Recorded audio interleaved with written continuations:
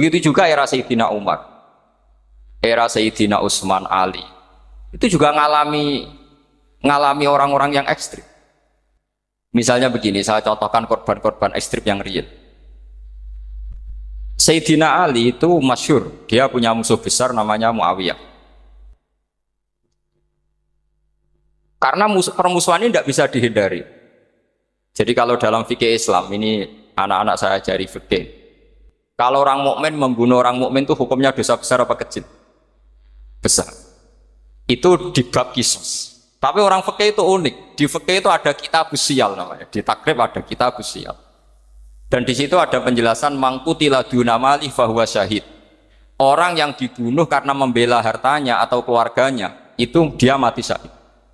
Kalau dia posisi membunuh, maka malingnya atau penjahatnya muhaddarun damu, nggak punya hak nuntut kisos karena dia anggap nggak ada artinya darah.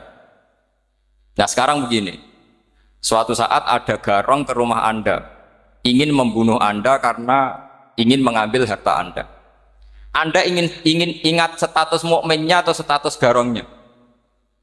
Terus kamu mau dibunuh diam aja. Saya tidak mau membunuh orang mukmin atau membunuh orang muslim. Nah, kesulitan yang dialami Sayyidina Ali seperti itu. Orang-orang Khawarij cara berpikir, Ali ku geblek. Wong mukmin kok pengen mateni wong mukmin. Muawiyah ya geblek pisan. Wong mukmin kok pengen mateni orang. Padahal suasana sudah kacau. Ketika seorang penjahat mau membunuh yang punya rumah dan yang punya rumah ingin membunuh penjahat, itu namanya mukmin bentrok sama orang mukmin. Apa orang benar sahibul hak ingin mempertahankan haknya? Tidak sampai saya tanya.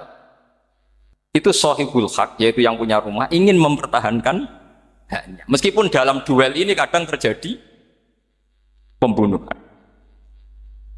Nah di sini ini ya, ulama ahli sunnah menyebut masalah istihadiyah. Kelompoknya Sayyidina Ali mempertahankan nyawanya meskipun dengan cara membunuh pasukan Muawiyah. Pasukan Muawiyah juga mempertahankan nyawanya meskipun harus membunuh pasukan Ali. Zaman itu susahnya istihad. Tapi orang Khawarij cara berpikir enggak, ini biang keladi masalah itu Ali sama Muawiyah. Mereka malah rapat, ya sudah dua-duanya bunuh saja. Ya masyhur tuh, akhirnya Sayyidina Ali dibunuh oleh orang Khawarij. Makanya ini penting ya, pentingnya ngaji seperti ini. Jadi kamu harus dilatih berpikir nubuwah.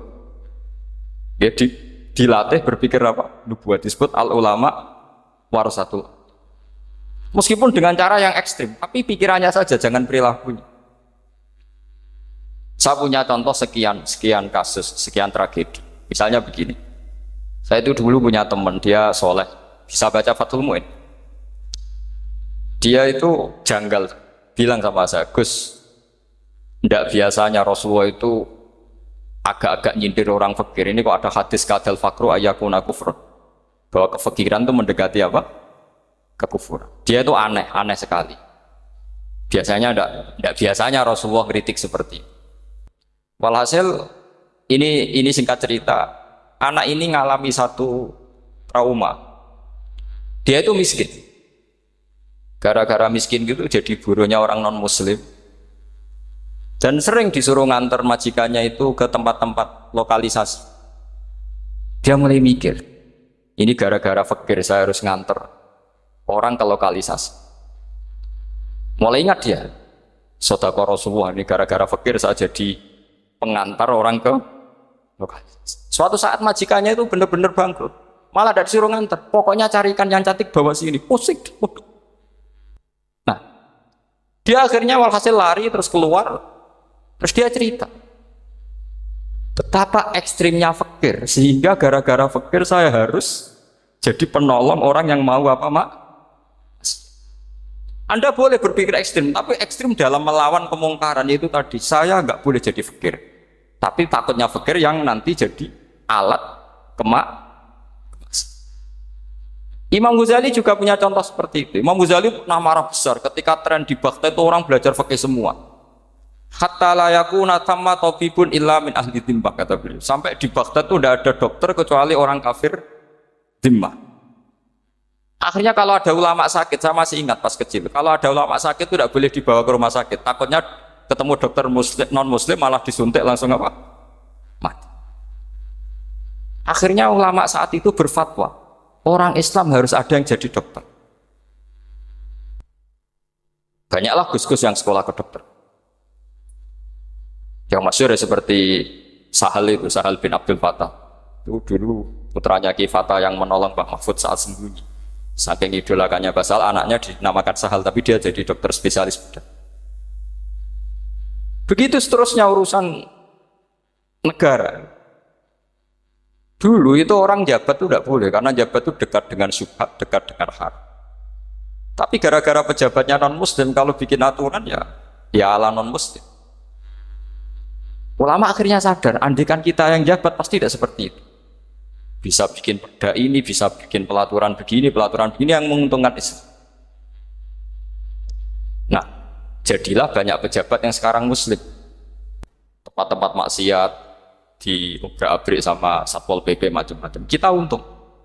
Tapi kalau orang-orang khawarij pikirannya pokoknya pejabat itu dekat dengan haram, dekat dengan syubhat. Padahal dengan kita jabat bisa bikin perda atau apa yang menguntungkan Islam. Kemudian menjadi masalah baru secara fikih. Ini adik-adik dengerin biar kulino senam fikih. Kalau caleg soleh, misalnya Mas Nadif nyalek, ini tadi tak guyoni, mau jadi bupati ndak, kalau ya mau usah dukung. Jadi misalnya gini ya, Zaid sama Bakar, misalnya Bakar itu orang soleh, mau jadi calon lurah. Dia tahu kalau dia lurahnya kampung lebih baik. Kalau yang jadi ini Zaid, itu kampung itu rusak karena dia suka dugem, suka macam-macam. Kemudian Zaid ini pasti jadi karena beli suara. Misalnya per kepala itu dibeli 50.000. Bakar ini kalau nggak beli suara kalah. Padahal dengan kalahnya Bakar artinya kemenangan, kemungkaran. Itu zaman era Fathul Mu'in, muridnya Ibnu Hajar Al-Hitami. Ibnu Hajar muridnya Abu Zakaria Al-Ansori itu fatwa. Yang soleh ini wajib beli suara, bukan boleh, wajib beli suara. Tapi ini namanya tidak nyuap, perlu dicatat, ini namanya tidak nyuap. Jadi tidak bisa kamu kaitkan misalnya ar-rosi wal murtasi finnar. Yang nyuap maupun yang menerima suap adalah sama-sama di neraka. Tidak bisa seperti itu, karena logikanya dibalik. Sekarang Bakar ini beli suara itu untuk membeli kebenaran, untuk mengawal kebenaran. Zaid beli suara untuk menopang kebatilan. Berarti namanya Bakar ini penyuap atau pembeli kebenaran? Pembeli kebenaran. Harus dibedakan. Nah, ini pentingnya ulama. Memang nyatanya seperti itu. Yang dikatakan nyuap, riswah itu adalah membayar uang li'ibtolil haqqi, untuk membatalkan kebenaran atau membenarkan kebatilan, itu namanya nyuap. Tapi kalau mengeluarkan uang untuk menghakkan barang hak dan membatalkan barang batil, itu namanya uang perjuangan. Nah, ini pentingnya mikir. Jadi ulama itu mulai dulu sudah berat. Nah, sekarang sudah banyak orang-orang khusyuk yang biasa di masjid khusyuk. Kalau ditanya zaman akhir rusak kabeh, wong soleh-soleh wis nyuap. Kalau orang soleh ini tidak nyuap ya tidak jadi. Kalau nggak jadi mereka nggak ada yang jadi DPR, nggak ada partai Islam, habis malah Indonesia. Saya itu punya kenalan banyak pakar-pakar di Jakarta, itu cerita saya, Pak Bahar. Indonesia itu solusinya gampang. Kita ini punya Bali, punya Batam. Itu kalau Bali dimakaukan, Batam dikayakan Hollywood. Amerika kaya itu bukan karena hebat. Pornografi dijual, tinju di Nevada itu dijual, di Las Vegas dijual, apa saja dijual. Kok tidak kaya itu gimana? Sementara Indonesia mau aur-auran gitu sukan partai Islam. Sebenarnya Indonesia gampang, kalau ingin kaya Bali itu dikayakan Hollywood atau dikayakan Makau, jadi kota judi. Batam dijadikan kaya Las Vegas. Itu transaksinya pasti triliunan. Orang kamane wong udo dijual, judi dijual, orang tinju dijual. Tapi gara-gara ada partai Islam, nyari rumus solusi ekonomi itu yang tidak seperti itu. Akhirnya kangelan. Akhirnya rapat isu. Tapi barokah tetap barokah partai apa? Yang menangnya caleg-calegnya rata-rata ya beli. Kalau tidak beli habis. Saya bukan menghalalkan nyuap, enggak. Kalau nyuap tetap haram ila yaumil qiyamah. Tapi kalau suratul masalah seperti ini kamu mengatakan suap, itu beda. Ini suratul masalah yang tidak ada kaitannya dengan Asal lawannya batil, kecuali lawannya sama-sama hak. Dua calon di kampung itu soleh sama soleh. Ini yang soleh bayar nggak boleh karena siapapun yang jadi soleh itu nggak boleh. Karena kalau cari musuh yang dolim biar halal ya. Sekarang ya seperti itu. Kamu biasa heroik, biasa ngasih kiai kamu, ngasih hadiah kamu, biasa ngasih ibu kamu uang. Ternyata ibu kamu setelah kamu kasih uang dikasihkan adik kamu atau kakak kamu yang nggak pernah kerja, terus kamu marah-marah, ini tidak adil. Saya yang memberi nggak dikasih, ini yang nggak kerja dikasih terus. Loh, kamu biasa jadi pahlawan kok turun kelas menjadi apa? Pasien. Kamu milih jadi pahlawan apa pasien? Pahlawan. Jadi sebetulnya faham-faham ekstremis ini dari kegoblokan. Dari kegoblokan berpikir nubuwah sehingga tidak punya rasa ibadah. Lah ini yang menjadi orang-orang ekstrim. Jadi korban pertama ekstremitas itu bukan sahabat tapi Rasulullah Shallallahu Alaihi Wasallam, yaitu Nabi dibilangin oleh mereka, "I'dil ya Muhammad, kamu kalau bagi harus adil." Pikiran mereka kalau adil sama rata sama. Jadi kalau pakai pikiran itu, saya minum di sini itu haram. Mau ndak ikut bikin kok minum. Enak tamu, toko-toko mangan, sing masak kangelan lho. Itu jajan bareng. Itu sama seperti kasusnya Bahram Al-Majusi. Dia itu seorang raja kaya, punya anak cantik. Dipikir-pikir, anakku ayu dirabek nang liya rugi, sing gedhekno aku sing rumah aku dirabi wong liya. Maka dia berpikir mau dinikahi sendiri. Karena tadi melihat Mas Nadif ya orang Kenya tadi, apa Nigeria? Nigeria. Malah gak layak itu maksudnya orang. Ini Mas Nadif ini termasuk harus mendukung gerakan tidak ekstrim. Nyawanya masih itu karena barokahnya beliau agak-agak gitu. Tapi nggak sampai liberal ya, agak-agak pokoknya itu. Karena ketika ada gerakan ekstrim di Mesir, itu termasuk dia DPO. Ternyata setelah ada intelijen, beliau pas buka itu nggak makan dulu tapi rokok dulu. Wah, ini mesti orang sekuler, nggak ekstrim. Akhirnya nyawanya sampai sekarang itu barokahnya rokok pas iftar itu pas. Nah, tanya ini masih hidup ya Mas? Ya pernah sepuh sama saya. Jadi pikiran-pikirannya Bahram itu seperti itu. Walhasil akhirnya Bahram itu menikahi anaknya sendiri. Masyhur itu dalam cerita. Jadi ceritanya itu ada seorang wali tidur di Masjid Haram sama Rasulullah, ditemuin gitu. Terus kata Rasulullah, salam saya untuk Bahram Al-Majusi. Ternyata dicari-cari nggak ada Bahram lain kecuali Bahram yang berdua, bahkan anaknya sendiri mau dinikahi. Ya cara berpikir karena seperti itu. Kalau kita berbuat banyak harus dapat. Itu bahaya. Bahaya sekali karena kalau dalam teori beragama itu al-yadul ulya khairum minal yadis sufla. Kalau biasa ngasih ya ngasih saja, itu heroik. Itu bagus. Jangan biasa ngasih sekarang bermental apa? Makanya saya itu kalau ngajar di pondok yang dulu pernah saya belajar di situ atau yang pernah sepuh itu, dikasih itu bingung. Karena saya ya masih waras itu, jadi kalau dikasih itu bingung. Tapi banyak juga guru-guru yang dulu ngaji lama setelah ngajar di pondok alma maternya nuntut, itu saya tidak tahu itu sudah ada agak-agak kayak itu tadi. Walhasil si Bahram tadi itu, ini cerita harus saya teruskan karena nggak boleh diputus. Dapat salam dari Rasulullah, ternyata dibalik nakalnya dia itu pas mau bulan pertama, malam pertama itu ada seorang janda sepuh ke situ, ganggu dia tentu ya. Ketika dikejar pulang lagi sampai 3 kali. Dia tanya, kenapa Bu kamu begitu? Katanya, saya ini anak-anak saya kelaparan. Kalau saya pulang anak-anak saya nangis minta makan. Saya ingin minta Anda.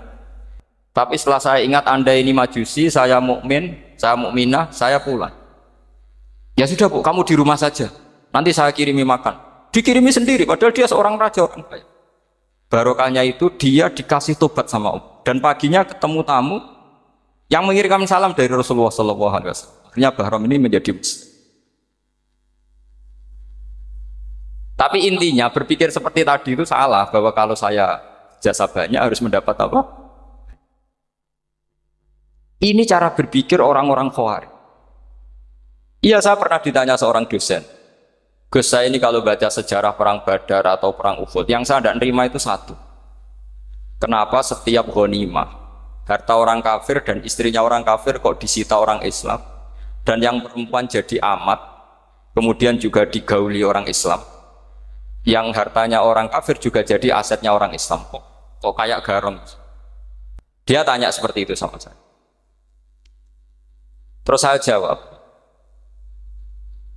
kalau sampean ada garong dan kemudian bawa senpi senjata api, kemudian garong Anda, penjahat Anda lumpuhkan, ya senpi itu harus Anda kembalikan. Monggo penjahat ini kagungan jenengan beto wangsul, karena ada milik Anda, harus dikembalikan. Wah, tidak bisa Pak, kalau saya kembalikan pasti dipakai jahat lagi, dipakai kriminal lagi. Ya sama, kalau asetnya orang kafir dikembalikan ke orang kafir akan menjadi aset kekafiran lagi untuk menghancurkan kita. Nah, perempuan juga sama. Perempuan itu alat produksi. Jika perempuan tadi dikembalikan ke orang kafir, maka kamu menolong populasi orang. Ya seperti itu. Paham?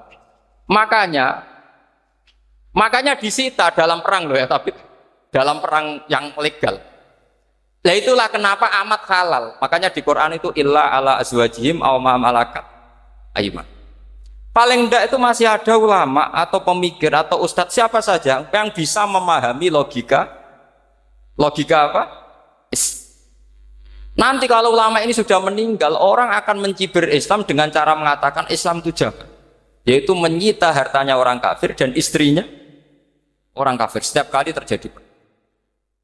Karena pemikiran ini pasti sama-sama kutubnya, sama-sama ekstrim. Nah ini penting saya katakan. Makanya masyhur itu perdebatan Sayyidina Ali dan Muawiyah.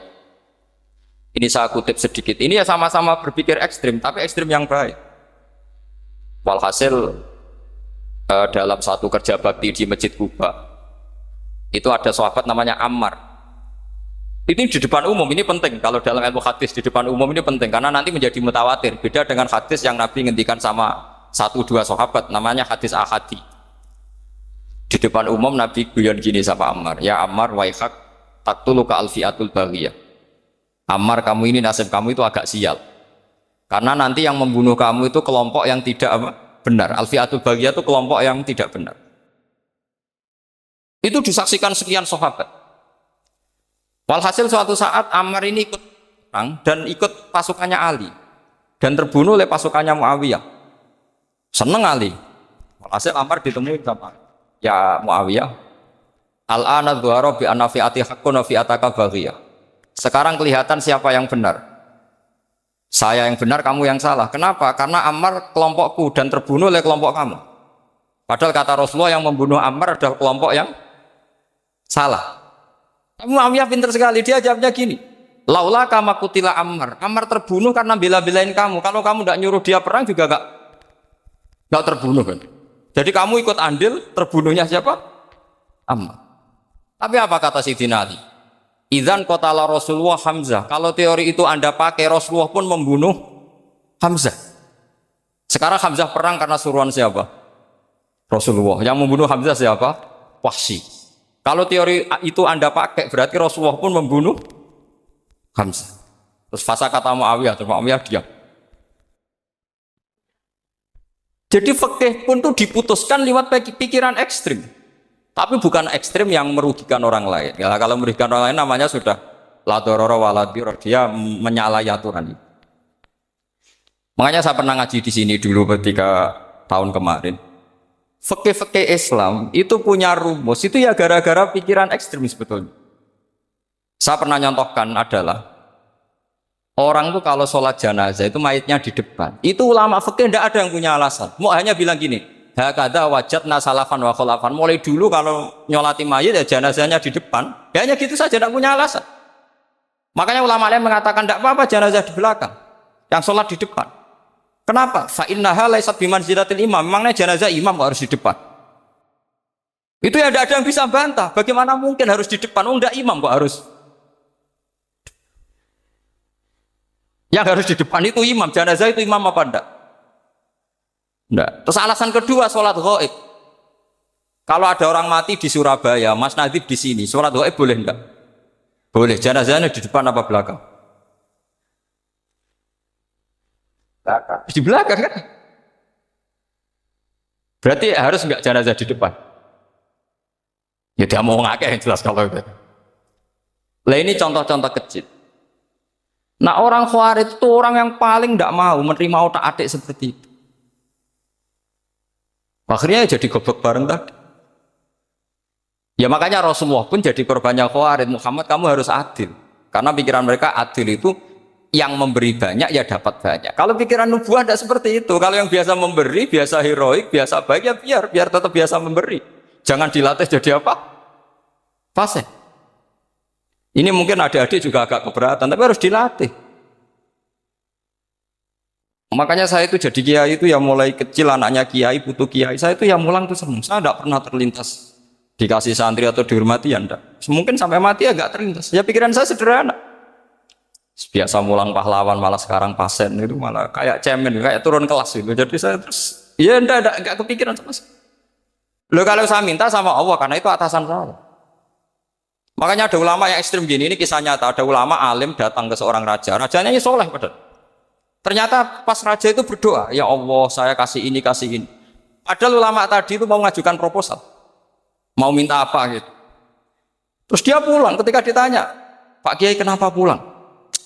Ternyata raja itu minta zat yang sama yang saya mintai. Kalau raja saja masih minta, ngapain saya minta raja? Saya akan minta zat yang dimintai raja. Terus pulang dia. Wah, itu ya pikiran ekstrim, tapi bagus ekstrimnya. Saya akan minta zat yang dimintai raja. Kalau sampean kan enggak, uteke saya les, sholat dinteni, tetap jalo. Oh, kok orang mikir seperti itu. Memang salah didik, salah itu tadi. Nah, ini harus dilatih.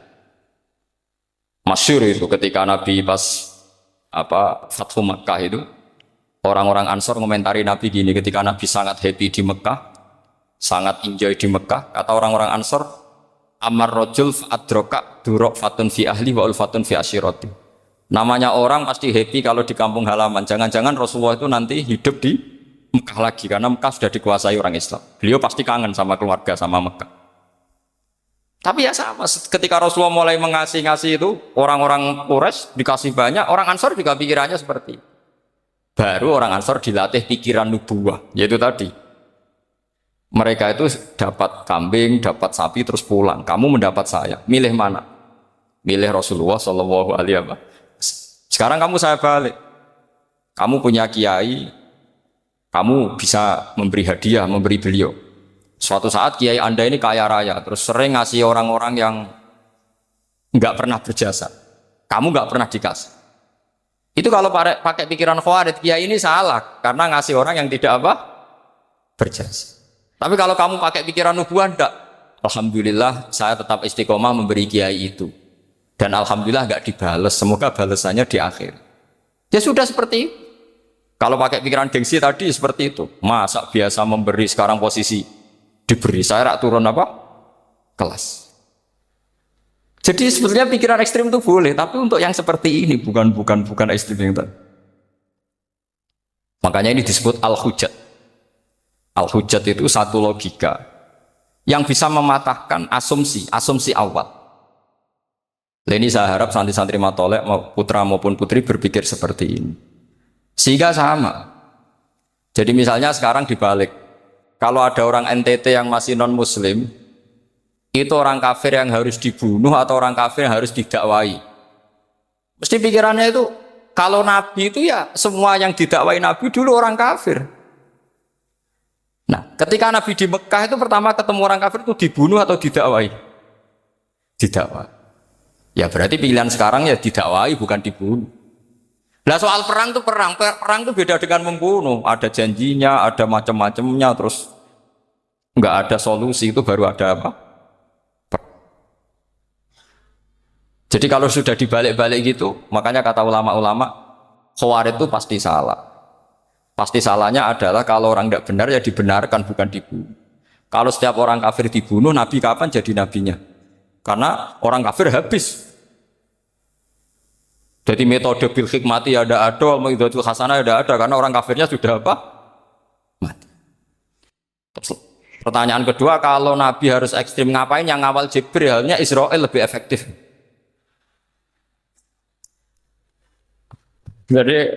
Jadi kalau sama-sama ingin ekstrim, Nabi itu nggak usah dikawal Jibril kan, enggak efektif kan?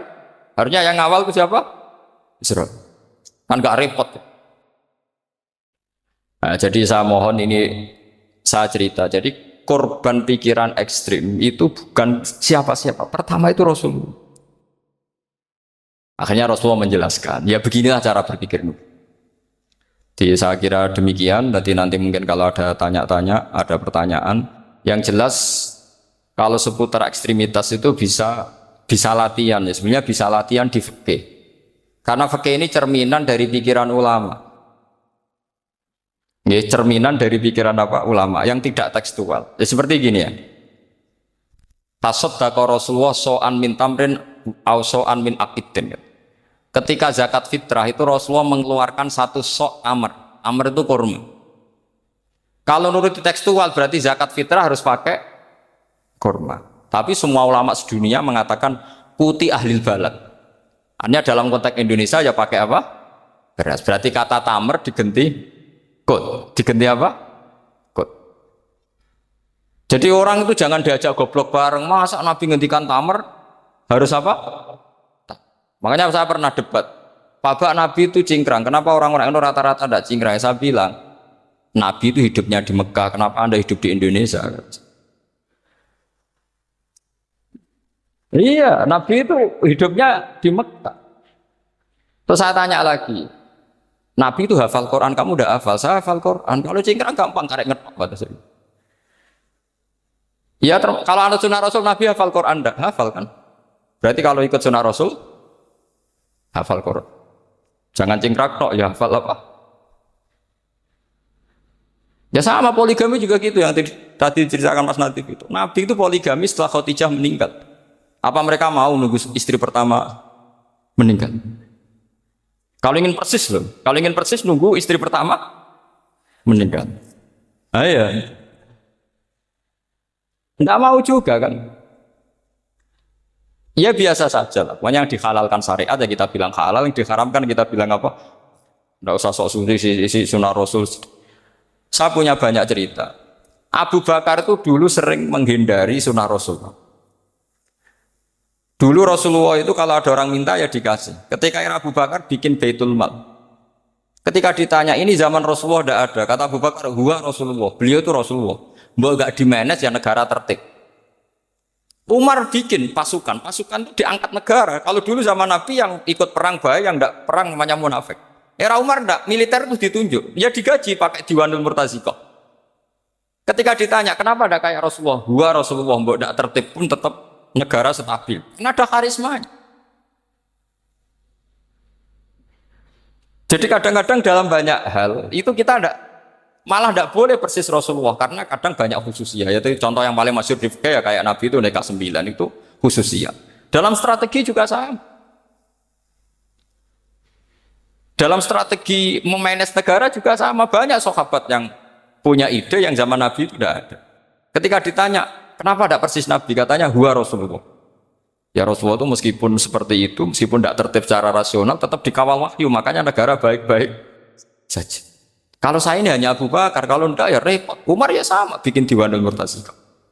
Utsman juga sama, dimanage negara. Sayyidina Ali juga dimanage. Kalau Nabi tidak.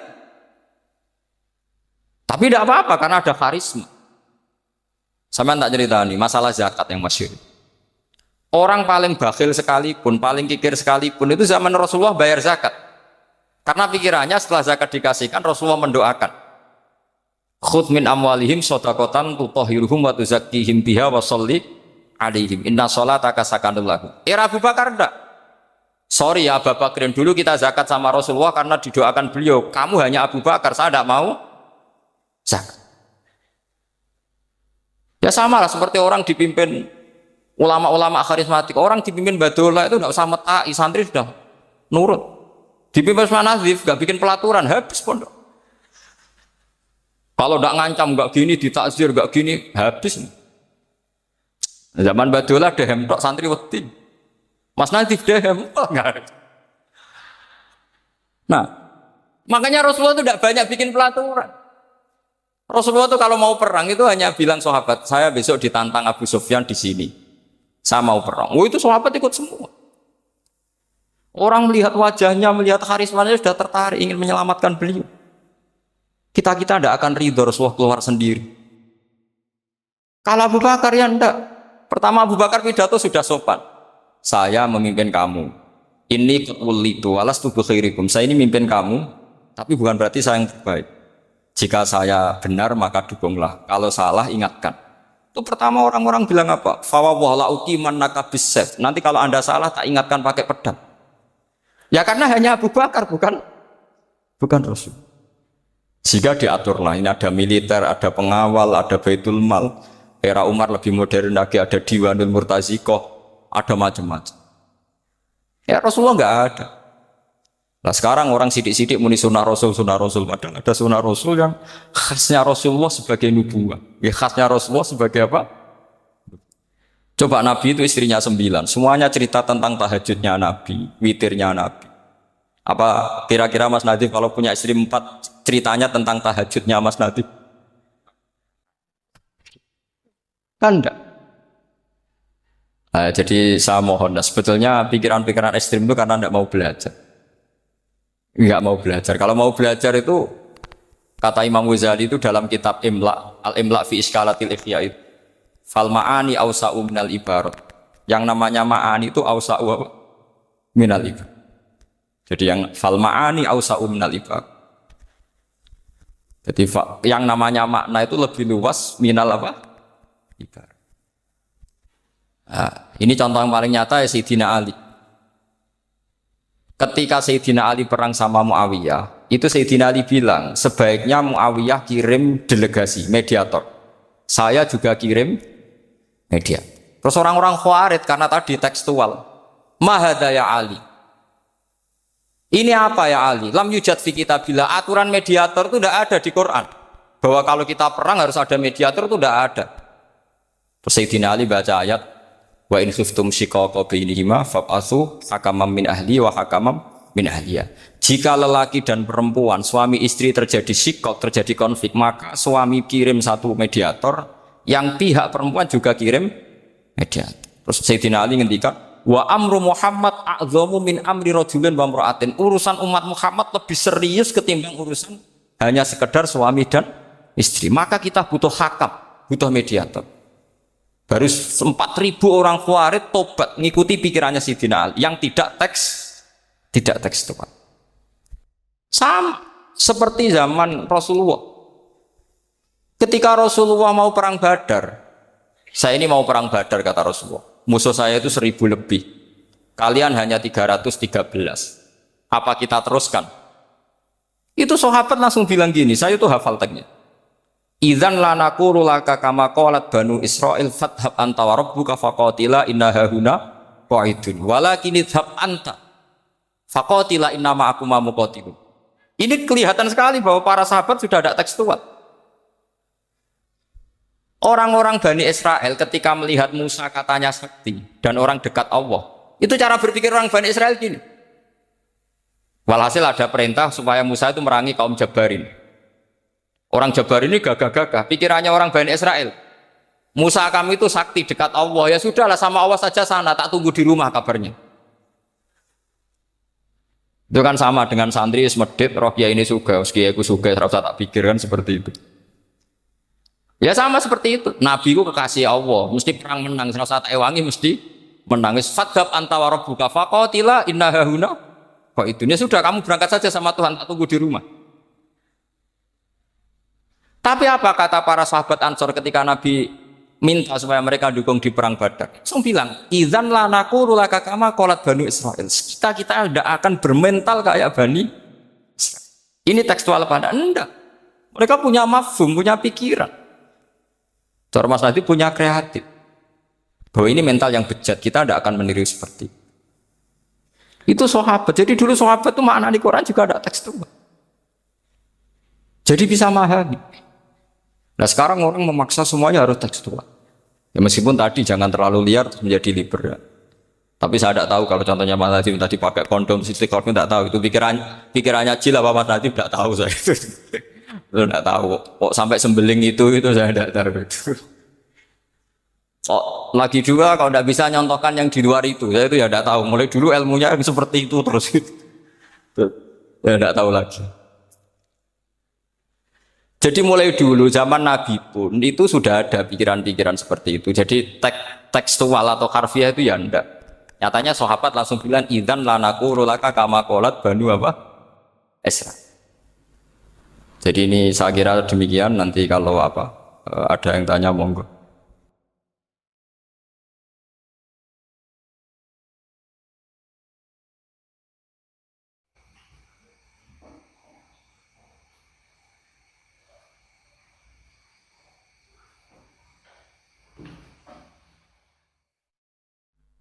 Begitu juga era Sayyidina Umar, era Sayyidina Utsman, Ali. Itu juga ngalami orang-orang yang ekstrim. Misalnya begini, saya contohkan korban-korban ekstrim yang real. Sayyidina Ali itu masyhur, dia punya musuh besar namanya Muawiyah. Karena permusuhan ini tidak bisa dihindari. Jadi kalau dalam fikih Islam, ini anak-anak saya ajari fikih. Kalau orang mukmin membunuh orang mukmin itu hukumnya dosa besar apa kecil? Besar. Itu di bab kisos. Tapi orang fikih itu unik. Di fikih itu ada kitab usial namanya. Di takrib ada kitab usial. Dan di situ ada penjelasan mangkutila dunamali fahuwa syahid. Orang yang dibunuh karena membela hartanya atau keluarganya itu dia mati syahid. Kalau dia posisi membunuh maka malingnya atau penjahatnya muhaddarun damu. Gak punya hak nuntut kisos karena dia anggap gak ada artinya darah. Nah sekarang begini, suatu saat ada garong ke rumah Anda ingin membunuh Anda karena ingin mengambil harta Anda. Anda ingin ingat status mukminnya atau status garongnya. Terus kamu mau dibunuh diam aja. Saya tidak mau membunuh orang mukmin atau membunuh orang muslim. Nah, kesulitan yang dialami Sayyidina Ali seperti itu. Orang-orang Khawarij cara berpikir enggak, Ali ku geblek. Wong mukmin kok pengen mateni wong mukmin. Muawiyah ya geblek pisan, wong mukmin kok pengen mateni orang. Padahal suasana sudah kacau. Ketika seorang penjahat mau membunuh yang punya rumah dan yang punya rumah ingin membunuh penjahat. Itu namanya mukmin bentrok sama orang mukmin. Apa orang benar sahibul hak ingin mempertahankan haknya? Tidak sampai saya tanya. Itu sahibul hak, yaitu yang punya rumah ingin mempertahankan haknya. Meskipun dalam duel ini kadang terjadi pembunuhan. Nah di sini ini ya, ulama ahli sunnah menyebut masalah ijtihadiyah. Kelompoknya Sayyidina Ali mempertahankan nyawanya meskipun dengan cara membunuh pasukan Muawiyah. Pasukan Muawiyah juga mempertahankan nyawanya meskipun harus membunuh pasukan Ali. Zaman itu susahnya ijtihad. Tapi orang Khawarij cara berpikir enggak, ini biang keladi masalah itu Ali sama Muawiyah. Mereka malah rapat, ya sudah dua-duanya bunuh saja. Ya masyhur tuh, akhirnya Sayyidina Ali dibunuh oleh orang Khawarij. Makanya ini penting ya, pentingnya ngaji seperti ini. Jadi kamu harus dilatih berpikir nubuwah. Ya, dilatih berpikir apa? Nubuwah disebut al-ulama warasatul. Meskipun dengan cara yang ekstrim, tapi pikirannya saja, jangan perilakunya. Saya punya contoh sekian kasus, sekian tragedi. Misalnya begini, saya itu dulu punya teman, dia soleh, bisa baca Fathul Mu'in. Dia itu janggal, bilang sama saya, Gus, tidak biasanya Rasulullah itu agak-agak nyindir orang fakir. Ini kok ada hadis kadal fakru ayakuna kufrun, bahwa kefakiran itu mendekati apa? Kekufuran. Dia itu aneh sekali. Biasanya enggak biasanya Rasulullah kritik seperti. Walhasil ini singkat cerita, anak ini ngalami satu trauma. Dia itu miskin. Gara-gara miskin gitu jadi buruhnya orang non muslim. Dan sering disuruh nganter majikannya itu ke tempat-tempat lokalisasi. Dia mulai mikir, ini gara-gara fakir saya harus nganter orang ke lokalisasi. Mulai ingat dia, Sedekah Rasulullah ini gara-gara fakir saya jadi pengantar orang ke lokal. Suatu saat majikannya itu benar-benar bangkrut. Malah dari disuruh ngantar. Pokoknya carikan yang cantik bawa sini. Pusing. Nah, dia akhirnya walhasil lari terus keluar. Terus dia cerita. Betapa ekstrimnya fakir. Sehingga gara-gara fakir saya harus jadi penolong orang yang mau apa mak? Anda boleh berpikir ekstrim, tapi ekstrim dalam melawan kemungkaran itu tadi. Saya nggak boleh jadi fakir, tapi takutnya fakir yang nanti jadi alat kemak. Imam Ghazali juga punya contoh seperti itu. Imam Ghazali pernah marah besar ketika tren di Baghdad itu orang belajar fikih semua. Hatta la yakuna thamma tabibun illa min ahli dhimmah, kata beliau. Sampai di Baghdad itu tidak ada dokter kecuali orang kafir dhimmah. Akhirnya kalau ada ulama sakit, saya masih ingat pas kecil, kalau ada ulama sakit itu tidak boleh dibawa ke rumah sakit, takutnya ketemu dokter muslim, non muslim malah disuntik langsung apa? Mati. Akhirnya ulama saat itu berfatwa, orang Islam harus ada yang jadi dokter. Banyaklah gus-gus yang sekolah ke dokter. Yang masyhur seperti Sahal itu, Sahal bin Abdul Fattah. Itu dulu putranya Ki Fattah yang menolong Mbah Mahfud saat sembunyi. Saking idolakannya Basal, anaknya dinamakan Sahal, tapi dia jadi dokter spesialis bedah. Begitu seterusnya urusan negara. Dulu itu orang jabat itu tidak boleh, karena jabat itu dekat dengan syubhat, dekat dengan haram. Tapi gara-gara pejabatnya non-muslim, kalau bikin aturan ya ala non-muslim. Ulama akhirnya sadar, andikan kita yang jabat pasti tidak seperti itu. Bisa bikin perda ini, bisa bikin pelaturan begini yang menguntungkan Islam. Nah, jadilah banyak pejabat yang sekarang muslim. Tempat-tempat maksiat di obrak-abrik sama Satpol PP macam-macam. Kita untung. Tapi kalau orang-orang khawarij pikirannya pokoknya pejabat itu dekat dengan haram, dekat-dekat syubhat. Padahal dengan kita jabat bisa bikin perda atau apa yang menguntungkan Islam. Kemudian menjadi masalah baru secara fikih.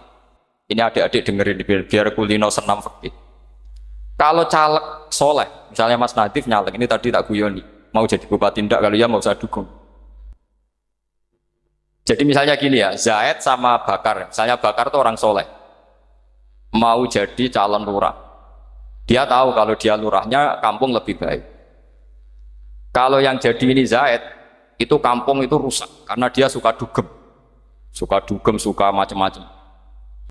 Kemudian Zaid ini pasti jadi karena beli suara. Misalnya per kepala itu dibeli 50.000. Bakar ini kalau nggak beli suara kalah. Padahal dengan kalahnya Bakar artinya kemenangan kemungkaran.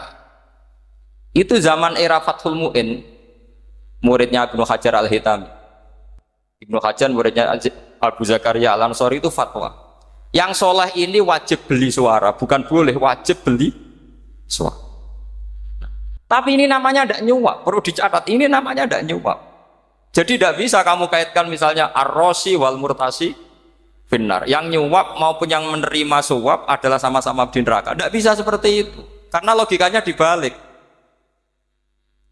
Sekarang Bakar ini beli suara, itu untuk membeli kebenaran, untuk mengawal kebenaran. Zaid beli suara untuk menopang kebatilan. Berarti namanya Bakar ini penyuap atau pembeli kebenaran? Pembeli kebenaran. Harus dibedakan. Nah, ini pentingnya ulama. Memang nyatanya seperti itu. Yang dikatakan nyuap, riswah itu adalah membayar uang li'ibtolil haqqi, untuk membatalkan kebenaran atau membenarkan kebatilan, itu namanya nyuap. Tapi kalau mengeluarkan uang untuk menghakkan barang hak dan membatalkan barang batil, itu namanya uang perjuangan. Nah, ini pentingnya mikir. Jadi ulama itu mulai dulu sudah kelihatan. Nah, sekarang sudah banyak orang-orang khusyuk yang biasa di masjid khusyuk. Kalau ditanya zaman akhir rusak kabeh, wong soleh-soleh wis nyuap. Kalau orang soleh ini tidak nyuap ya tidak jadi. Kalau nggak jadi mereka nggak ada yang jadi DPR, nggak ada partai Islam, habis malah Indonesia. Saya itu punya kenalan banyak pakar-pakar di Jakarta, itu cerita saya, Pak Bahar. Indonesia itu solusinya gampang. Kita ini punya Bali, punya Batam. Itu kalau Bali dimakaukan, Batam dikayakan Hollywood. Amerika kaya itu bukan karena hebat. Pornografi dijual, tinju di Nevada itu dijual, di Las Vegas dijual, apa saja dijual. Kok tidak kaya itu gimana? Sementara Indonesia mau aur-auran gitu sukan partai Islam. Sebenarnya Indonesia gampang, kalau ingin kaya Bali itu dikayakan Hollywood atau dikayakan Makau, jadi kota judi. Batam dijadikan kaya Las Vegas. Itu transaksinya pasti triliunan. Orang kamane wong muda dijual, judi dijual, orang tinju dijual. Tapi gara-gara ada partai Islam, nyari rumus solusi ekonomi itu yang tidak seperti itu. Akhirnya kangelan. Akhirnya rapat isu. Tapi barokah tetap barokah partai apa? Yang menangnya caleg-calegnya rata-rata ya beli. Kalau tidak beli habis. Saya bukan menghalalkan nyuap, enggak. Kalau nyuap tetap haram ila yaumil qiyamah. Tapi kalau suratul masalah seperti ini kamu mengatakan suap itu beda. Ini suratul masalah yang tidak ada kaitannya dengan asal lawannya batil, kecuali lawannya sama-sama hak. Dua calon di kampung itu soleh sama soleh. Ini yang soleh bayar nggak boleh karena siapapun yang jadi soleh itu tidak boleh. Karena kalau cari musuh yang dolim biar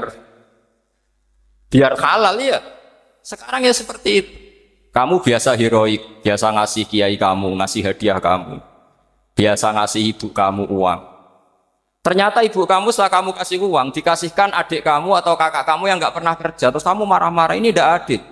Saya yang memberi nggak dikasih, ini yang nggak kerja dikasih terus. Loh, kamu biasa jadi pahlawan kok turun kelas menjadi apa? Pasien. Kamu milih jadi pahlawan apa pasien? Pahlawan. Jadi sebetulnya faham-faham ekstremis ini dari kegoblokan. Dari kegoblokan berpikir nubuwah sehingga tidak punya rasa ibadah. Lah ini yang menjadi orang-orang ekstrem. Jadi korban pertama ekstremitas itu bukan sahabat tapi Rasulullah Shallallahu Alaihi Wasallam, yaitu Nabi dibilangin oleh mereka, "I'dil ya Muhammad, kamu kalau bagi harus adil." Pikiran mereka kalau adil sama rata sama. Jadi kalau pakai pikiran itu, saya minum di sini itu haram. Mau ndak ikut bikin kok minum. Enak tamu, toko mangan, sing masak kangelan lho. Itu jadi edan bareng. Itu sama seperti kasusnya Bahram Al-Majusi. Dia itu seorang raja kaya, punya anak cantik. Dipikir-pikir, anakku ayu dirabi nang liya rugi, sing gedhekno aku sing rumah aku dirabi wong liya. Maka dia berpikir mau dinikahi sendiri. Karena tadi melihat Mas Nadif ya orang Kenya tadi, apa Nigeria. Malah gak layak itu maksudnya orang. Ini Mas Nadif ini termasuk harus mendukung gerakan tidak ekstrim. Nyawanya masih itu karena barokahnya beliau agak-agak gitu. Tapi nggak sampai liberal ya, agak-agak pokoknya itu. Karena ketika ada gerakan ekstrim di Mesir, itu termasuk dia DPO. Ternyata setelah ada intelijen, beliau pas buka itu nggak makan dulu tapi rokok dulu. Wah, ini mesti orang sekuler, tidak ekstrim. Akhirnya nyawanya sampai sekarang itu barokahnya rokok pas iftar itu pas. Nah, tanya ini masih hidup, ya Mas? Ya pernah sepuh sama saya. Jadi pikiran-pikirannya Bahram itu seperti itu. Walhasil akhirnya Bahram itu menikahi anaknya sendiri. Masyhur itu dalam cerita. Jadi ceritanya itu ada seorang wali tidur di Masjid Haram sama Rasulullah, ditemuin gitu. Terus kata Rasulullah, salam saya untuk Bahram Al-Majusi. Ternyata dicari-cari nggak ada Bahram lain kecuali Bahram yang berdua, bahkan anaknya sendiri mau dinikahi. Ya cara berpikir karena seperti itu. Kalau kita berbuat banyak harus dapat. Itu bahaya. Bahaya sekali karena kalau dalam teori beragama itu al-yadul ulya khairum minal yadis sufla. Kalau biasa ngasih ya ngasih saja, itu heroik. Itu bagus. Jangan biasa ngasih sekarang bermental apa? Makanya saya itu kalau ngajar di pondok yang dulu pernah saya belajar di situ atau yang pernah sepuh itu, dikasih itu bingung. Karena saya ya masih waras itu, jadi kalau dikasih itu bingung. Tapi banyak juga guru-guru yang dulu ngaji lama setelah ngajar di pondok alma maternya nuntut, itu saya tidak tahu itu sudah ada agak-agak kayak itu tadi.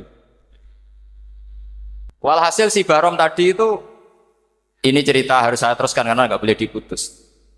Dapat salam dari Rasulullah, ternyata di balik nakalnya dia itu pas mau bulan pertama, malam pertama itu ada seorang janda sepuh ke situ. Ganggu dia tentu ya. Ketika dikejar pulang lagi sampai 3 kali.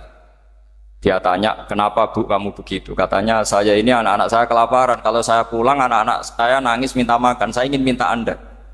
Tapi setelah saya ingat Anda ini majusi, saya mukmin, saya mukminah, saya pulang. Ya sudah Bu, kamu di rumah saja. Nanti saya kirimi makan. Dikirimi sendiri, padahal dia seorang raja orang kaya. Barokahnya itu dia dikasih tobat sama Allah. Dan paginya ketemu tamu yang mengirimkan salam dari Rasulullah SAW. Akhirnya Bahram ini menjadi muslim. Tapi intinya berpikir seperti tadi itu salah, bahwa kalau saya jasa banyak harus mendapat apa? Ini cara berpikir orang-orang Khawarij. Iya, saya pernah ditanya seorang dosen, Gus, saya ini kalau baca sejarah perang Badar atau perang Uhud, yang saya tidak nerima itu satu. Kenapa setiap ghanimah, harta orang kafir dan istrinya orang kafir kok disita orang Islam, dan yang perempuan jadi amat, kemudian juga digauli orang Islam, yang hartanya orang kafir juga jadi asetnya orang Islam, kok kayak garong. Dia tanya seperti itu sama saya. Terus saya jawab, kalau sampean ada garong dan kemudian bawa senpi, senjata api, kemudian garong Anda, penjahat Anda lumpuhkan, ya senpi itu harus Anda kembalikan. Monggo penjahat ini kagungan jenengan beto wangsul, karena ada milik Anda, harus dikembalikan. Wah, tidak bisa Pak, kalau saya kembalikan pasti dipakai jahat lagi, dipakai kriminal lagi. Ya sama, kalau asetnya orang kafir dikembalikan ke orang kafir akan menjadi aset kekafiran lagi untuk menghancurkan kita. Nah, perempuan juga sama. Perempuan itu alat produksi. Jika perempuan tadi dikembalikan ke orang kafir, maka kamu menolong populasi orang. Ya seperti itu. Paham? Makanya disita dalam perang loh ya, tapi dalam perang yang legal. Nah itulah kenapa amat halal. Makanya di Quran itu illa ala azwajihim aw ma malakat ayman. Paling enggak itu masih ada ulama atau pemikir atau ustadz siapa saja yang bisa memahami logika apa? Nanti kalau ulama ini sudah meninggal, orang akan mencibir Islam dengan cara mengatakan Islam itu jahat, yaitu menyita hartanya orang kafir dan istrinya orang kafir setiap kali terjadi. Karena pemikiran ini pasti sama-sama kutubnya, sama-sama ekstrim. Nah ini penting saya katakan. Makanya masyhur itu perdebatan Sayyidina Ali dan Muawiyah.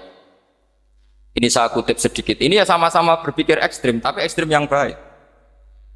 Walhasil dalam satu kerja bakti di Masjid Kuba, itu ada sahabat namanya Ammar. Ini di depan umum, ini penting. Kalau dalam ilmu hadis di depan umum ini penting, karena nanti menjadi mutawatir. Beda dengan hadis yang Nabi ngendikan sama 1-2 sahabat, namanya hadis ahadi. Di depan umum Nabi guyon gini sama Ammar, ya Ammar waihak taktuluka alfiatul baghiyah. Ammar, kamu ini nasib kamu itu agak sial, karena nanti yang membunuh kamu itu kelompok yang tidak benar. Alfiatul baghiyah itu kelompok yang tidak benar. Itu disaksikan sekian sahabat. Walhasil suatu saat Ammar ini ikut perang dan ikut pasukannya Ali dan terbunuh oleh pasukannya Muawiyah. Seneng Ali.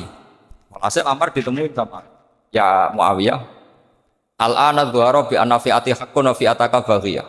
Sekarang kelihatan siapa yang benar. Saya yang benar, kamu yang salah. Kenapa? Karena Ammar kelompokku dan terbunuh oleh kelompok kamu.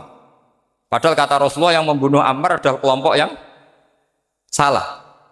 Muawiyah pintar sekali, dia jawabnya gini, laula kama kutila Ammar. Ammar terbunuh karena bela-belain kamu. Kalau kamu tidak nyuruh dia perang juga nggak terbunuh kan. Jadi kamu ikut andil terbunuhnya siapa? Ammar. Tapi apa kata Sayyidina Ali? Idzan qatala Rasulullah Hamzah. Kalau teori itu Anda pakai, Rasulullah pun membunuh Hamzah. Sekarang Hamzah perang karena suruhan siapa?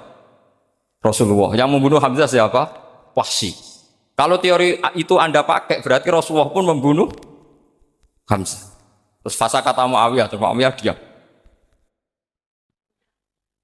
Jadi fikih pun tuh diputuskan lewat pikiran ekstrim.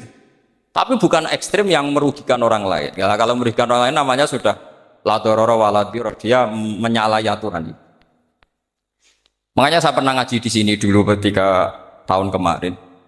Fikih-fikih Islam itu punya rumus, itu ya gara-gara pikiran ekstrim sebetulnya. Saya pernah nyontohkan adalah orang tuh kalau sholat jenazah itu mayitnya di depan. Itu ulama fikih tidak ada yang punya alasan. Mau hanya bilang gini, hakadha wajadna salafan wa khulafan. Mulai dulu kalau nyolati mayit ya jenazahnya di depan. Ya hanya gitu saja, tidak punya alasan. Makanya ulama lain mengatakan tidak apa-apa jenazah di belakang, yang sholat di depan. Kenapa? Fa innaha laysat bimanzilatil imam. Memangnya jenazah imam kok harus di depan? Itu ya tidak ada yang bisa bantah. Bagaimana mungkin harus di depan? Oh, enggak, imam kok harus. Yang harus di depan itu imam. Jenazah itu imam apa enggak? Enggak. Terus alasan kedua, sholat ghaib. Kalau ada orang mati di Surabaya, Mas Nadib di sini, sholat ghaib boleh enggak? Boleh. Jenazahnya di depan apa belakang? Di belakang kan? Berarti harus enggak jenazah di depan? Ya dia mau ngakeh yang jelas kalau itu. Lah ini contoh-contoh kecil. Nah orang Khawarij itu orang yang paling tidak mau menerima otak-atik seperti itu. Akhirnya jadi goblok bareng tadi. Ya makanya Rasulullah pun jadi korbannya Khawarij. Muhammad, kamu harus adil. Karena pikiran mereka adil itu yang memberi banyak ya dapat banyak. Kalau pikiran nubuah tidak seperti itu. Kalau yang biasa memberi, biasa heroik, biasa baik ya biar tetap biasa memberi. Jangan dilatih jadi apa? Fasih. Ini mungkin adik-adik juga agak keberatan, tapi harus dilatih. Makanya saya itu jadi kiai itu ya mulai kecil anaknya kiai, putu kiai. Saya itu ya mulang tuh senang. Saya tidak pernah terlintas dikasih santri atau dihormati ya enggak. Mungkin sampai mati ya enggak terlintas. Ya pikiran saya sederhana. Biasa mulang pahlawan malah sekarang pasen itu malah kayak cemen, kayak turun kelas gitu. Jadi saya terus ya enggak kepikiran sama sekali. Loh kalau saya minta sama Allah karena itu atasan saya. Makanya ada ulama yang ekstrim gini, ini kisah nyata. Ada ulama alim datang ke seorang raja. Rajanya ini soleh padahal. Ternyata pas raja itu berdoa, ya Allah saya kasih ini, kasih ini. Padahal ulama tadi itu mau mengajukan proposal. Mau minta apa gitu. Terus dia pulang ketika ditanya, Pak Kiai kenapa pulang?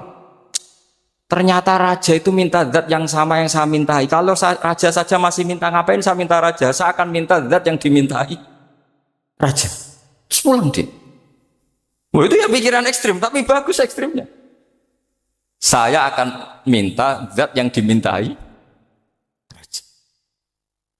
Kalau sampean kan enggak, uteke saya les, sholat dinteni, tetap jalo. Oh orang mikir seperti itu. Memang salah didik, salah itu tadi. Nah, ini harus dilatih. Masyhur itu ketika Nabi pas Fathu Makkah itu orang-orang Ansor komentari Nabi gini ketika Nabi sangat happy di Mekah, sangat enjoy di Mekah, kata orang-orang Ansor, amar rajul adroka durok fatun fi ahli wa ulfatun fi asyirati. Namanya orang pasti happy kalau di kampung halaman. Jangan-jangan Rasulullah itu nanti hidup di Mekah lagi karena Mekah sudah dikuasai orang Islam. Beliau pasti kangen sama keluarga sama Mekah. Tapi ya sama, ketika Rasulullah mulai ngasih itu, orang-orang Quraisy dikasih banyak, orang Ansor juga pikirannya seperti itu. Baru orang Ansor dilatih pikiran nubuwah, yaitu tadi. Mereka itu dapat kambing, dapat sapi, terus pulang. Kamu mendapat saya, milih mana? Milih Rasulullah Shallallahu Alaihi Wasallam. Sekarang kamu saya balik. Kamu punya kiai, kamu bisa memberi hadiah, memberi beliau. Suatu saat kiai Anda ini kaya raya, terus sering ngasih orang-orang yang nggak pernah berjasa. Kamu nggak pernah dikasih. Itu kalau pakai pikiran Khawarij, kiai ini salah karena ngasih orang yang tidak berjasa. Tapi kalau kamu pakai pikiran nubuah, enggak. Alhamdulillah saya tetap istiqomah memberi kiai itu. Dan alhamdulillah nggak dibales. Semoga balasannya di akhir. Ya sudah seperti itu. Kalau pakai pikiran gengsi tadi seperti itu. Masa biasa memberi sekarang posisi diberi, saya rak turun kelas. Jadi sebetulnya pikiran ekstrim itu boleh, tapi untuk yang seperti ini bukan ekstrim yang tadi. Makanya ini disebut al-hujjat. Al-hujjat itu satu logika yang bisa mematahkan asumsi awal. Ini saya harap santri-santri matolek putra maupun putri berpikir seperti ini. Sehingga sama. Jadi misalnya sekarang dibalik. Kalau ada orang NTT yang masih non muslim, itu orang kafir yang harus dibunuh atau orang kafir yang harus didakwai. Mesti pikirannya itu, kalau Nabi itu ya semua yang didakwai Nabi dulu orang kafir. Nah, ketika Nabi di Mekah itu pertama ketemu orang kafir itu dibunuh atau didakwai? Didakwai. Ya berarti pilihan sekarang ya didakwai bukan dibunuh. Nah soal perang itu perang itu beda dengan membunuh. Ada janjinya, ada macam-macamnya, terus nggak ada solusi itu baru ada apa? Jadi kalau sudah dibalik-balik gitu, makanya kata ulama-ulama, Khawarij itu pasti salah. Pasti salahnya adalah kalau orang tidak benar ya dibenarkan bukan dibunuh. Kalau setiap orang kafir dibunuh, Nabi kapan jadi nabinya? Karena orang kafir habis. Jadi metode bil hikmati ada, mau'izatul hasanah ada karena orang kafirnya sudah apa? Mati. Pertanyaan kedua, kalau Nabi harus ekstrim ngapain yang ngawal Jibril? Halnya Israel lebih efektif. Jadi kalau sama-sama ingin ekstrim, Nabi itu nggak usah dikawal Jibril, kan enggak efektif kan? Harusnya yang ngawal itu siapa? Israel. Kan nggak repot. Nah, jadi saya mohon ini saya cerita. Jadi korban pikiran ekstrim itu bukan siapa-siapa. Pertama itu Rasulullah. Akhirnya Rasulullah menjelaskan, ya beginilah cara berpikir Nuh. Jadi saya kira demikian. Nanti mungkin kalau ada tanya-tanya, ada pertanyaan. Yang jelas kalau seputar ekstremitas itu bisa latihan ya. Sebenarnya bisa latihan di fikih. Karena fikih ini cerminan dari pikiran ulama.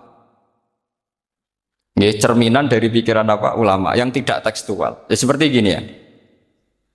Tasaddaqa Rasulullah so'an min tamrin au so'an min aqidin. Ketika zakat fitrah itu Rasulullah mengeluarkan satu sok amr. Amr itu kurma. Kalau menurut tekstual berarti zakat fitrah harus pakai kurma. Tapi semua ulama sedunia mengatakan kuti ahlil balad. Hanya dalam konteks Indonesia ya pakai apa? Beras. Berarti kata tamr diganti kut. Diganti apa? Kut. Jadi orang itu jangan diajak goblok bareng. Masa Nabi ngendikan tamr harus apa? Makanya saya pernah debat. Pak Nabi itu cingkrang. Kenapa orang-orang itu rata-rata tidak cingkrang? Saya bilang, Nabi itu hidupnya di Mekah, kenapa Anda hidup di Indonesia? Iya, Nabi itu hidupnya di Mekah. Terus saya tanya lagi, Nabi itu hafal Quran, kamu udah hafal? Saya hafal Quran. Kalau cingkrang gampang, karek ngetok kata saya. Ya, kalau ada sunnah Rasul, Nabi hafal Quran, enggak? Hafal kan? Berarti kalau ikut sunnah Rasul, hafal Quran. Jangan cingkrang tok, ya hafal apa? Ya sama poligami juga gitu yang tadi diceritakan Mas Natif itu. Nabi itu poligami setelah Khadijah meninggal. Apa mereka mau nunggu istri pertama meninggal? Kalau ingin persis loh. Kalau ingin persis nunggu istri pertama meninggal. Ah iya. Enggak mau juga kan? Ya biasa saja lah. Pokoknya yang dihalalkan syariat ya kita bilang halal, yang diharamkan kita bilang apa? Enggak usah sok suci sunnah Rasul. Saya punya banyak cerita. Abu Bakar itu dulu sering menghindari sunnah Rasulullah. Dulu Rasulullah itu kalau ada orang minta ya dikasih. Ketika Abu Bakar bikin Baitul Mal. Ketika ditanya ini zaman Rasulullah tidak ada. Kata Abu Bakar, huwa Rasulullah. Beliau itu Rasulullah. Mbak gak di-manage ya negara tertib. Umar bikin pasukan. Pasukan itu diangkat negara. Kalau dulu zaman Nabi yang ikut perang bahaya, yang tidak perang namanya munafik. Era Umar enggak, militer itu ditunjuk. Ya digaji pakai Diwanul Murtazikoh. Ketika ditanya, kenapa enggak kayak Rasulullah? Huwa Rasulullah, mbok enggak tertib pun tetap negara stabil. Karena ada karismanya. Jadi kadang-kadang dalam banyak hal, itu kita malah enggak boleh persis Rasulullah. Karena kadang banyak khususiyah. Yaitu contoh yang paling masyhur di fikih ya kayak Nabi itu nikah 9 itu khususiyah. Dalam strategi juga sama. Dalam strategi memanage negara juga sama, banyak sahabat yang punya ide yang zaman Nabi itu tidak ada. Ketika ditanya, kenapa tidak persis Nabi? Katanya, huwa Rasulullah. Ya Rasulullah itu meskipun seperti itu, meskipun tidak tertib secara rasional, tetap dikawal wahyu, makanya negara baik-baik saja. Kalau saya ini hanya Abu Bakar, kalau enggak ya repot. Umar ya sama, bikin Diwanul Murtasikah. Utsman juga sama, di manage negara. Sayyidina Ali juga di manage. Kalau Nabi enggak. Tapi enggak apa-apa karena ada karisma.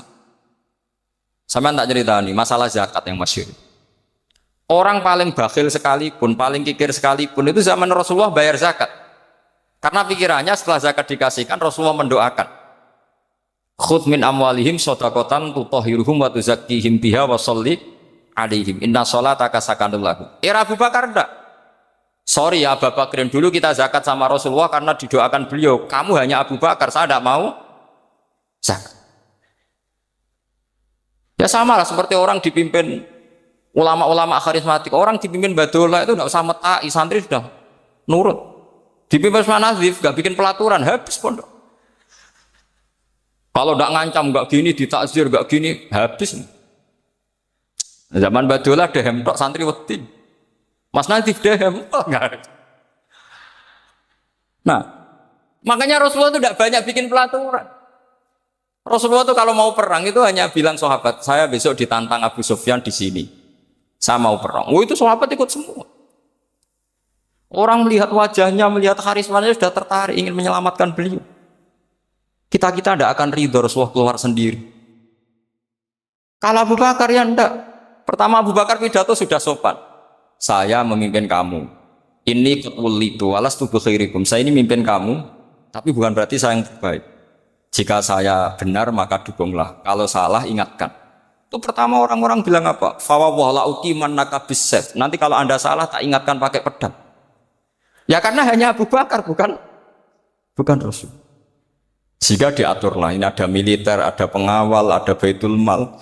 Era Umar lebih modern lagi, ada Diwanul Murtasikah, ada macam-macam. Ya Rasulullah enggak ada. Nah sekarang orang sidik-sidik muni sunnah Rasul, padahal ada sunnah Rasul yang khasnya Rasulullah sebagai nubuwah. Ya khasnya Rasulullah sebagai apa? Coba Nabi itu istrinya 9, semuanya cerita tentang tahajudnya Nabi, witirnya Nabi. Apa kira-kira Mas Nadif kalau punya istri 4 ceritanya tentang tahajudnya Mas Nadif? Kan enggak. Nah, jadi saya mohon, sebetulnya pikiran-pikiran ekstrim itu karena enggak mau belajar. Enggak mau belajar. Kalau mau belajar itu kata Imam Ghazali itu dalam kitab Imla, Al-Imla fi Iskalatil Ikhya itu. Fal ma'ani awsa'u minal ibarat. Yang namanya ma'ani itu awsa'u minal ibarat. Jadi yang fal ma'ani awsa'u minal ibarat. Jadi yang namanya makna itu lebih luas minal apa? Ibarat. Nah, ini contoh yang paling nyata ya Sayyidina Ali. Ketika Sayyidina Ali perang sama Muawiyah, itu Sayyidina Ali bilang, sebaiknya Muawiyah kirim delegasi, mediator. Saya juga kirim mediator. Terus orang-orang Khawarij karena tadi tekstual. Mahadha ya Ali. Ini apa ya Ali? Lam yujad fi kitabillah. Aturan mediator itu tidak ada di Quran. Bahwa kalau kita perang harus ada mediator itu tidak ada. Terus Sayyidina Ali baca ayat wa in khiftum shiqaqa bainihima fab'atsu hakaman min ahli wa hakaman min ahliya. Jika lelaki dan perempuan, suami istri terjadi shiqaq, terjadi konflik, maka suami kirim satu mediator, yang pihak perempuan juga kirim mediator. Terus Sayyidina Ali ngendikan wa amru Muhammad a'dhamu min amri rajulin wa imra'atin. Urusan umat Muhammad lebih serius ketimbang urusan hanya sekedar suami dan istri. Maka kita butuh hakam, butuh mediator. Baru 4.000 orang Khawarij tobat ngikuti pikirannya Sayyidina Ali yang tidak tekstual. Sama seperti zaman Rasulullah. Ketika Rasulullah mau perang Badar, saya ini mau perang Badar kata Rasulullah. Musuh saya itu 1.000 lebih. Kalian hanya 313. Apa kita teruskan?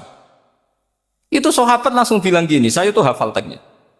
Idzan la naqulu laka kama qalat banu Israil fathab anta wa rabbuka faqatila inna hahuna qa'idun walakin idhab anta faqatila inna ma'akum muqatilun. Ini kelihatan sekali bahwa para sahabat sudah ada tekstual. Orang-orang Bani Israel ketika melihat Musa katanya sakti dan orang dekat Allah, itu cara berpikir orang Bani Israel gini. Walhasil ada perintah supaya Musa itu merangi kaum Jabarin. Orang Jabar ini gagah-gagah, pikirannya orang Bani Israel.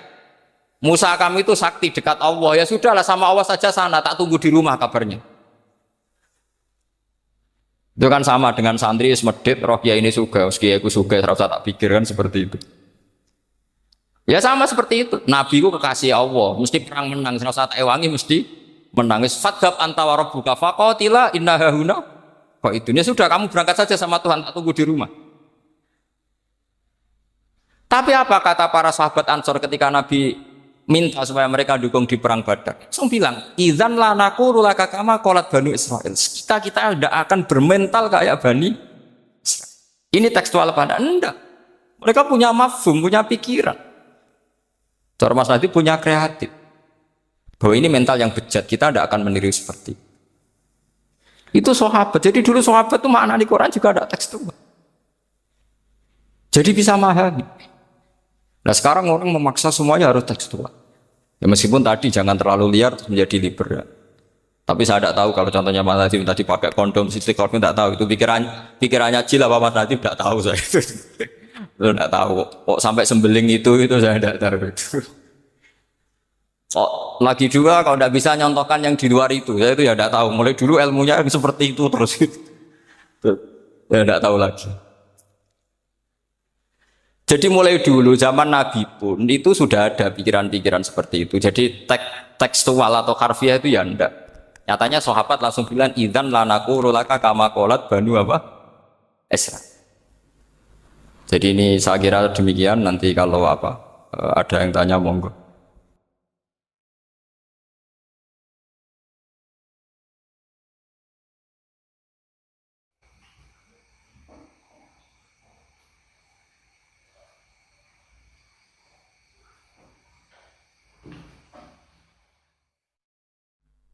Begitu juga era Sayyidina Umar, era Sayyidina Utsman, Ali.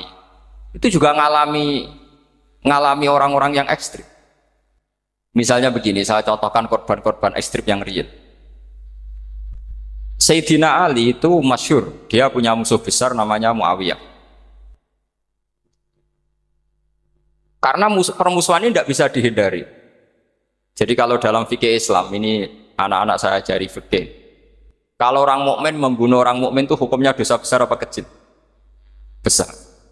Itu di bab kisos. Tapi orang fikih itu unik. Di fikih itu ada kitab usial namanya. Di takrib ada kitab usial. Dan di situ ada penjelasan mangkutila dunamali fahuwa syahid. Orang yang dibunuh karena membela hartanya atau keluarganya, itu dia mati syahid. Kalau dia posisi membunuh, maka malingnya atau penjahatnya muhaddarun damu. Gak punya hak nuntut kisos karena dia anggap gak ada artinya darah. Nah sekarang begini, suatu saat ada garong ke rumah Anda, ingin membunuh Anda karena ingin mengambil harta Anda. Anda ingin ingat status mukminnya atau status garongnya. Terus kamu mau dibunuh diam aja, saya tidak mau membunuh orang apa? Mukmin atau membunuh orang musyrik. Nah, kesulitan yang dialami Sayyidina Ali seperti itu. Orang-orang Khawarij cara berpikir entah Ali ku geblek, wong mukmin kok pengen mateni wong mukmin. Muawiyah ya geblek pisan, wong mukmin kok pengen mateni orang. Padahal suasana sudah kacau. Ketika seorang penjahat mau membunuh yang punya rumah dan yang punya rumah ingin membunuh penjahat, itu namanya mukmin bentrok sama orang mukmin. Apa orang benar sahibul hak ingin mempertahankan haknya? Tidak sampai saya tanya. Itu sahibul hak, yaitu yang punya rumah, ingin mempertahankan haknya. Meskipun dalam duel ini kadang terjadi pembunuhan. Nah di sini ini ya, ulama ahli sunnah menyebut masalah istihadiyah. Kelompoknya Sayyidina Ali mempertahankan nyawanya, meskipun dengan cara membunuh pasukan Muawiyah. Pasukan Muawiyah juga mempertahankan nyawanya, meskipun harus membunuh pasukan Ali. Zaman itu susahnya istihad. Tapi orang Khawarij cara berpikir enggak, ini biang keladi masalah itu Ali sama Muawiyah. Mereka malah rapat, ya sudah dua-duanya bunuh saja. Ya masyhur tuh, akhirnya Sayyidina Ali dibunuh oleh orang Khawarij. Makanya ini penting ya, pentingnya ngaji seperti ini. Jadi kamu harus dilatih berpikir nubuwah.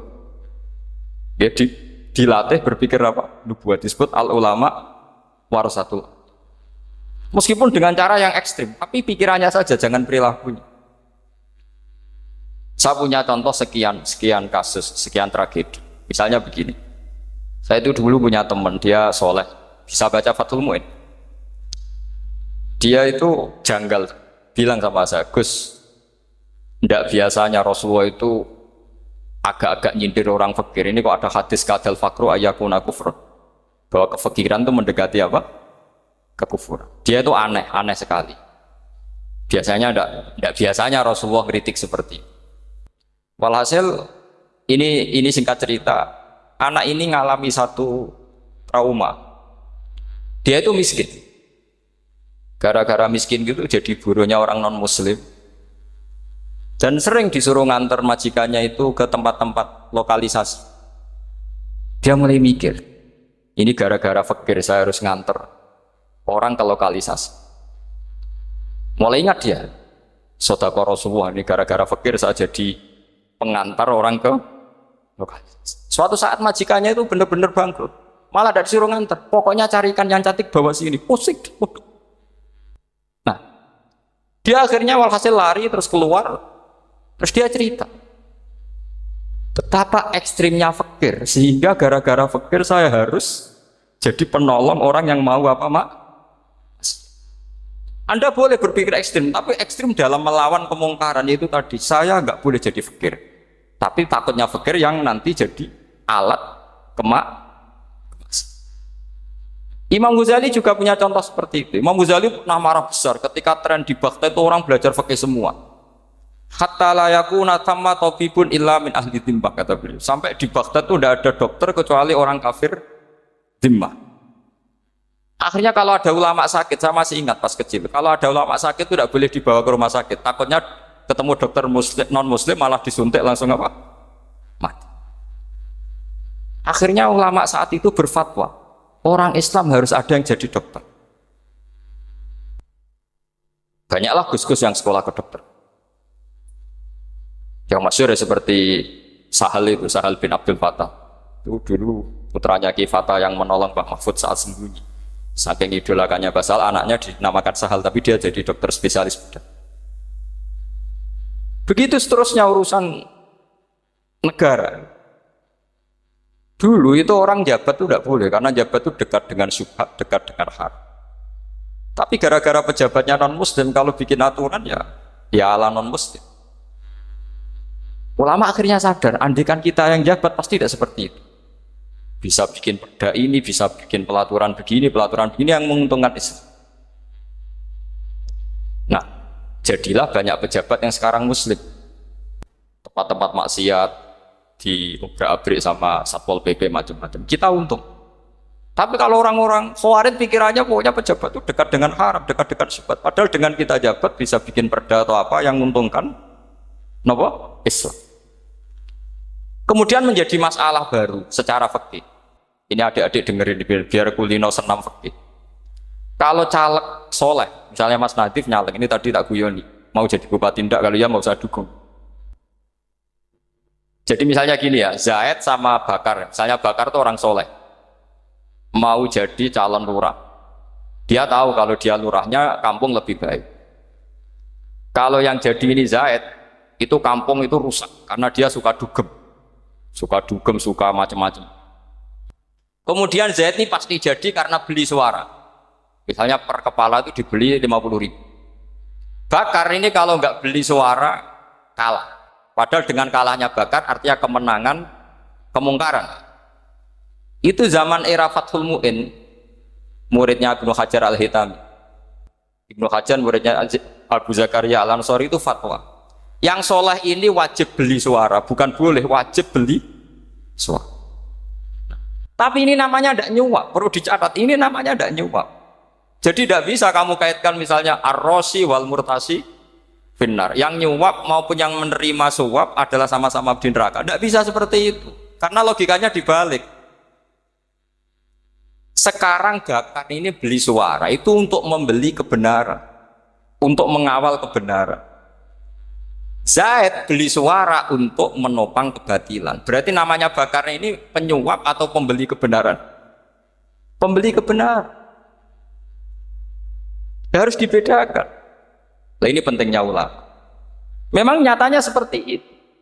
Yang dikatakan nyuap, riswah itu adalah membayar uang li'ibtolil haqqi, untuk membatalkan kebenaran atau membenarkan kebatilan, itu namanya nyuap. Tapi kalau mengeluarkan uang untuk menghakkan barang hak dan membatalkan barang batil, itu namanya uang berjuang. Nah, ini pentingnya mikir. Jadi ulama itu mulai dulu sudah kelihatan. Nah, sekarang sudah banyak orang-orang khusyuk yang biasa di masjid khusyuk. Kalau ditanya zaman akhir rusak kabeh, wong soleh-soleh wis nyuap. Kalau orang soleh ini tidak nyuap ya tidak jadi.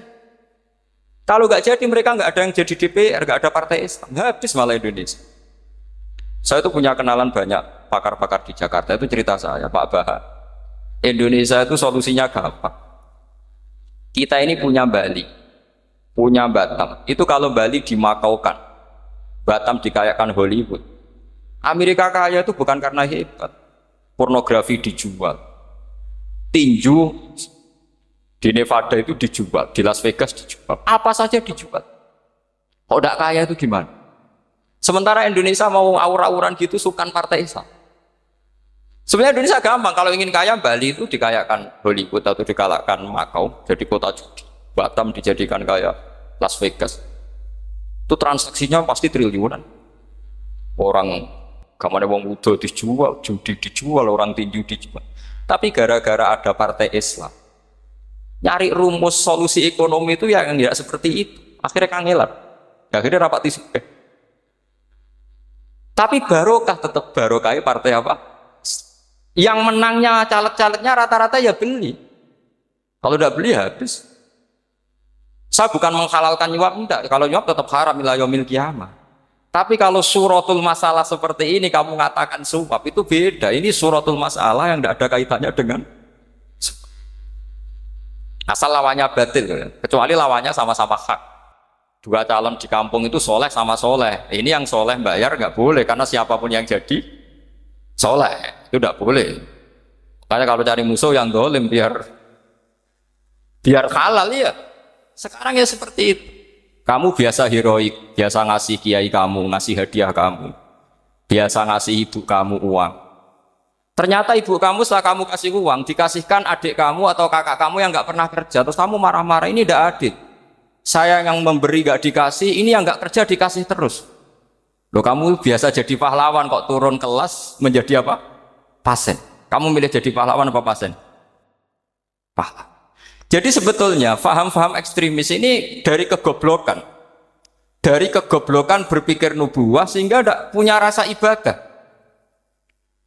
Lah ini yang menjadi orang-orang ekstrem.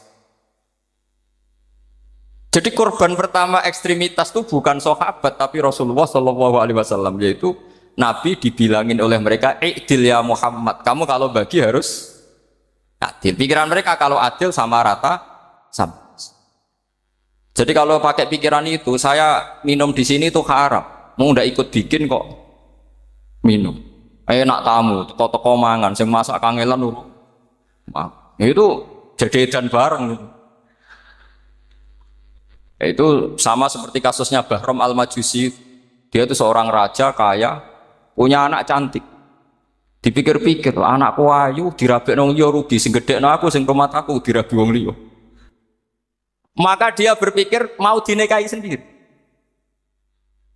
Karena tadi melihat Mas Nadif ya orang Kenya tadi, apa Nigeria. Malah gak layak itu maksudnya orang. Ini Mas Nadif ini termasuk harus mendukung gerakan tidak ekstrim. Nyawanya masih itu karena barokahnya beliau agak-agak gitu. Tapi nggak sampai liberal ya, agak-agak pokoknya itu. Karena ketika ada gerakan ekstrim di Mesir, itu termasuk dia DPO. Ternyata setelah ada intelijen, beliau pas buka itu nggak makan dulu tapi rokok dulu. Wah, ini mesti orang sekuler, tidak ekstrim. Akhirnya nyawanya sampai sekarang itu barokahnya rokok pas iftar itu pas. Saya tanya ini masih hidup, ya Mas? Ya pernah sepuh sama saya.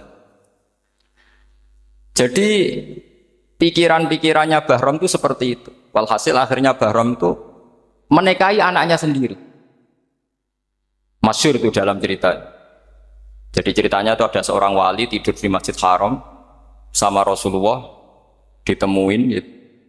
Terus kata Rasulullah, salam saya untuk Bahram al-Majusi. Ternyata dicari-cari nggak ada Bahram lain kecuali Bahram yang berdua, bahkan anaknya sendiri mau dinikahi. Ya cara berpikir karena seperti itu. Kalau kita berbuat banyak harus dapat. Itu bahaya. Bahaya sekali karena kalau dalam teori beragama itu al-yadul ulya khairum minal yadis sufla. Kalau biasa ngasih ya ngasih saja, itu heroik. Itu bagus. Jangan biasa ngasih sekarang bermental apa? Pas. Makanya saya itu kalau ngajar di pondok yang dulu pernah saya belajar di situ atau yang pernah sepuh itu, dikasih itu bingung. Karena saya ya masih waras itu. Jadi kalau dikasih itu bingung. Tapi banyak juga guru-guru yang dulu ngaji lama setelah ngajar di pondok alma maternya nuntut. Itu saya tidak tahu itu. Itu sudah ada agak-agak kayak itu tadi.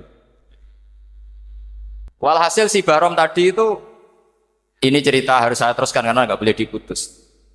Dapat salam dari Rasulullah, ternyata di balik nakalnya dia itu pas mau bulan pertama, malam pertama itu ada seorang janda sepuh ke situ. Ganggu dia tentu ya. Ketika dikejar pulang lagi sampai 3 kali. Dia tanya, kenapa Bu kamu begitu? Katanya, saya ini anak-anak saya kelaparan. Kalau saya pulang anak-anak saya nangis minta makan. Saya ingin minta Anda. Tapi setelah saya ingat Anda ini majusi, saya mukmin, saya mukminah, saya pulang. Ya sudah Bu, kamu di rumah saja. Nanti saya kirimi makan. Dikirimi sendiri, padahal dia seorang raja orang kaya. Barokahnya itu dia dikasih tobat sama Allah. Dan paginya ketemu tamu yang mengirimkan salam dari Rasulullah SAW. Akhirnya Bahram ini menjadi muslim. Tapi intinya berpikir seperti tadi itu salah, bahwa kalau saya jasa banyak harus mendapat apa? Ini cara berpikir orang-orang Khawarij. Iya, saya pernah ditanya seorang dosen, Gus, saya ini kalau baca sejarah perang Badar atau perang Uhud, yang saya tidak nerima itu satu. Kenapa setiap ghanimah harta orang kafir dan istrinya orang kafir kok disita orang Islam, dan yang perempuan jadi amat kemudian juga digauli orang Islam, yang hartanya orang kafir juga jadi asetnya orang Islam, kok kayak garong. Dia tanya seperti itu sama saya. Terus saya jawab, kalau sampean ada garong dan kemudian bawa senpi senjata api, kemudian garong Anda, penjahat Anda lumpuhkan, ya senpi itu harus Anda kembalikan. Monggo penjahat ini kagungan jenengan beto wangsul. Karena ada milik Anda, harus dikembalikan. Wah, tidak bisa Pak, kalau saya kembalikan pasti dipakai jahat lagi, dipakai kriminal lagi. Ya sama, kalau asetnya orang kafir dikembalikan ke orang kafir akan menjadi aset kekafiran lagi untuk menghancurkan kita. Nah, perempuan juga sama.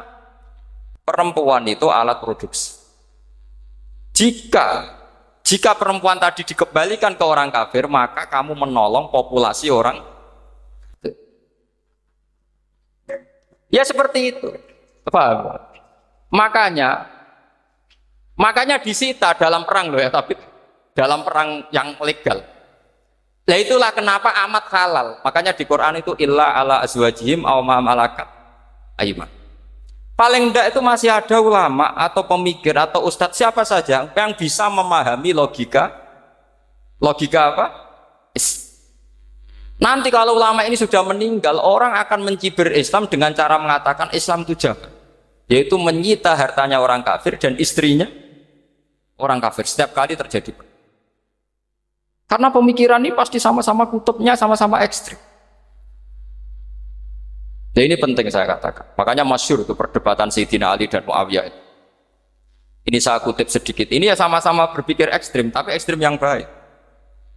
Walhasil dalam satu kerja bakti di Masjid Kuba, itu ada sahabat namanya Ammar. Ini di depan umum, ini penting. Kalau dalam ilmu hadis di depan umum ini penting, karena nanti menjadi mutawatir. Beda dengan hadis yang Nabi ngendikan sama 1-2 sahabat, namanya hadis ahadi. Di depan umum Nabi guyon gini sama Ammar, ya Ammar waihak taktuluka alfiatul baghiyah. Ammar, kamu ini nasib kamu itu agak sial. Karena nanti yang membunuh kamu itu kelompok yang tidak benar. Alfiatul baghiyah itu kelompok yang tidak benar. Itu disaksikan sekian sahabat. Walhasil suatu saat Ammar ini ikut perang dan ikut pasukannya Ali dan terbunuh oleh pasukannya Muawiyah. Seneng Ali. Walhasil Ammar ditemui sama ya Muawiyah. Al-ana dhuhara bi anna fi'ati haqqun wa fi'ataka baghiyah. Sekarang kelihatan siapa yang benar.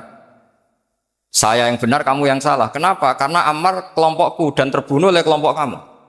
Padahal kata Rasulullah yang membunuh Ammar adalah kelompok yang salah. Tapi Muawiyah pintar sekali, dia jawabnya gini. Laula kama kutila Ammar. Ammar terbunuh karena bela-belain kamu. Kalau kamu tidak nyuruh dia perang juga enggak terbunuh kan. Jadi kamu ikut andil terbunuhnya siapa? Ammar. Tapi apa kata Sayyidina Ali? Idzan qatala Rasulullah Hamzah. Kalau teori itu Anda pakai, Rasulullah pun membunuh Hamzah. Sekarang Hamzah perang karena suruhan siapa? Rasulullah. Yang membunuh Hamzah siapa? Wahsy. Kalau teori itu Anda pakai, berarti Rasulullah pun membunuh Hamzah. Terus fasa kata Muawiyah, terus Muawiyah diam. Jadi fikih pun tuh diputuskan lewat pikiran ekstrim. Tapi bukan ekstrim yang merugikan orang lain. Ya, kalau merugikan orang lain namanya sudah la dororo wa la dirar, dia menyalahi aturan. Makanya saya pernah ngaji di sini dulu ketika tahun kemarin. Fikih-fikih Islam itu punya rumus, itu ya gara-gara pikiran ekstrim sebetulnya.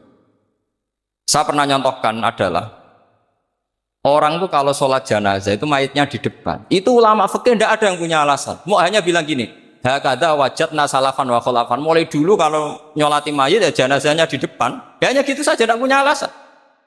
Makanya ulama lain mengatakan tidak apa-apa jenazah di belakang, yang sholat di depan. Kenapa? Fa innaha laysat bimanzilatil imam. Memangnya jenazah imam harus di depan. Itu ya tidak ada yang bisa bantah. Bagaimana mungkin harus di depan? Oh enggak, imam kok harus. Yang harus di depan itu imam. Jenazah itu imam apa enggak? Enggak. Terus alasan kedua, sholat ghaib. Kalau ada orang mati di Surabaya, Mas Nadib di sini, sholat ghaib boleh enggak? Boleh. Jenazahnya di depan apa belakang? Belakang. Di belakang kan? Berarti harus enggak jenazah di depan? Ya dia mau ngakeh yang jelas kalau itu. Lah ini contoh-contoh kecil. Nah orang Khawarij itu orang yang paling tidak mau menerima otak-atik seperti itu. Akhirnya jadi goblok bareng tadi. Ya makanya Rasulullah pun jadi korbannya Khawarij. Muhammad, kamu harus adil. Karena pikiran mereka adil itu yang memberi banyak ya dapat banyak. Kalau pikiran nubuah tidak seperti itu. Kalau yang biasa memberi, biasa heroik, biasa baik ya biar tetap biasa memberi. Jangan dilatih jadi apa? Fasih.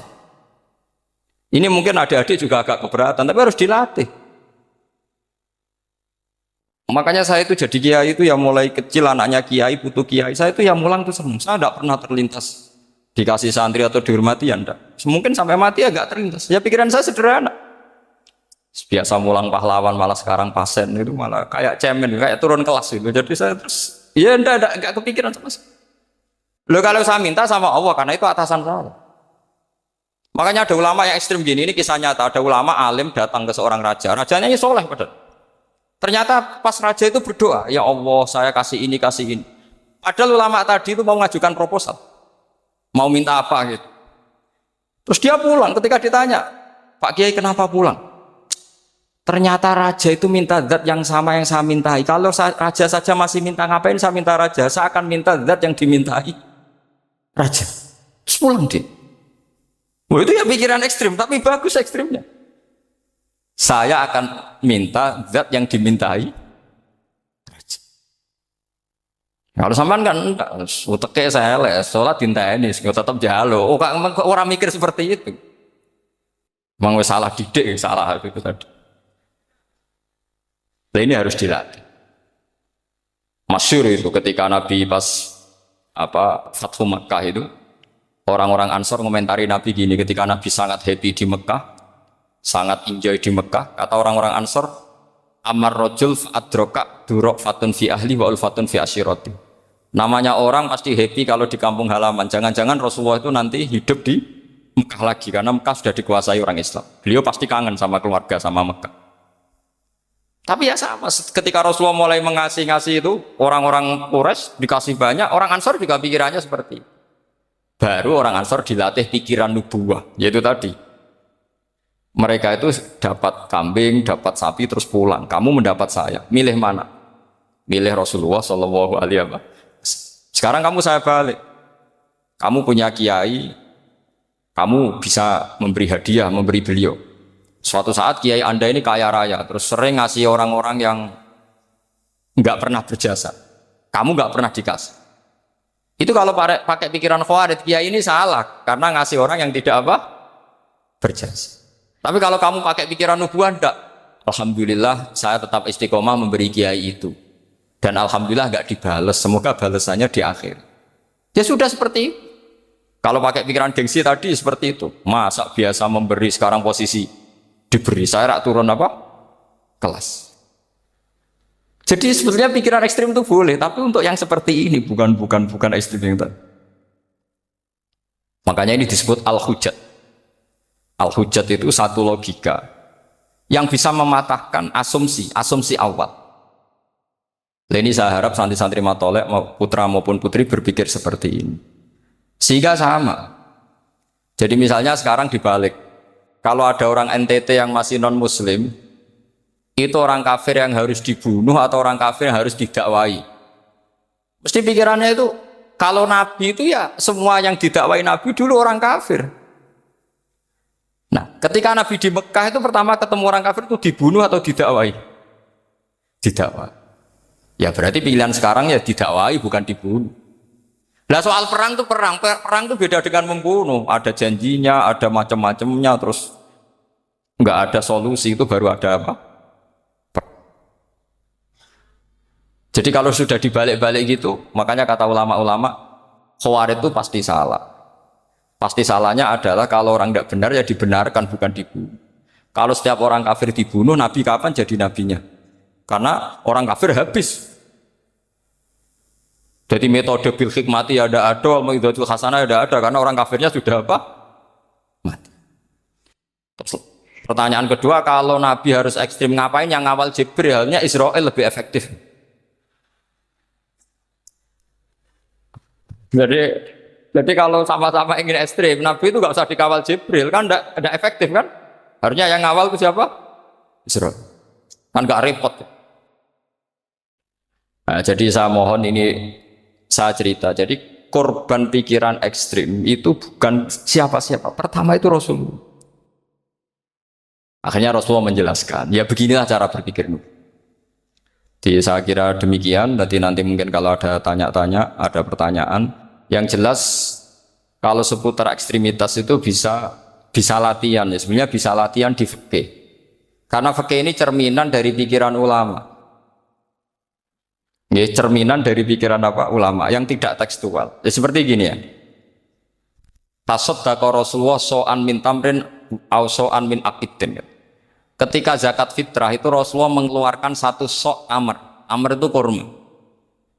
Kalau menurut tekstual berarti zakat fitrah harus pakai kurma. Tapi semua ulama sedunia mengatakan putih ahlil balad.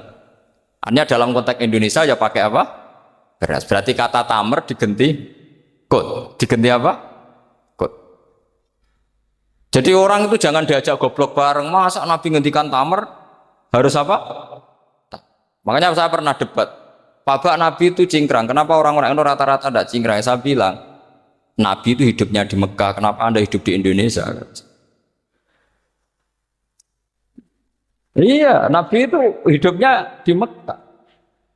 Terus saya tanya lagi, Nabi itu hafal Quran, kamu udah hafal? Saya hafal Quran. Kalau cingkrang gampang, karek ngetok kata saya. Ya, kalau ada sunnah Rasul, Nabi hafal Quran, enggak? Hafal kan?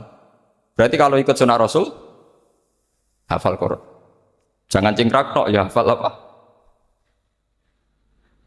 Ya sama poligami juga gitu yang tadi diceritakan Mas Natif itu. Nabi itu poligami setelah Khadijah meninggal.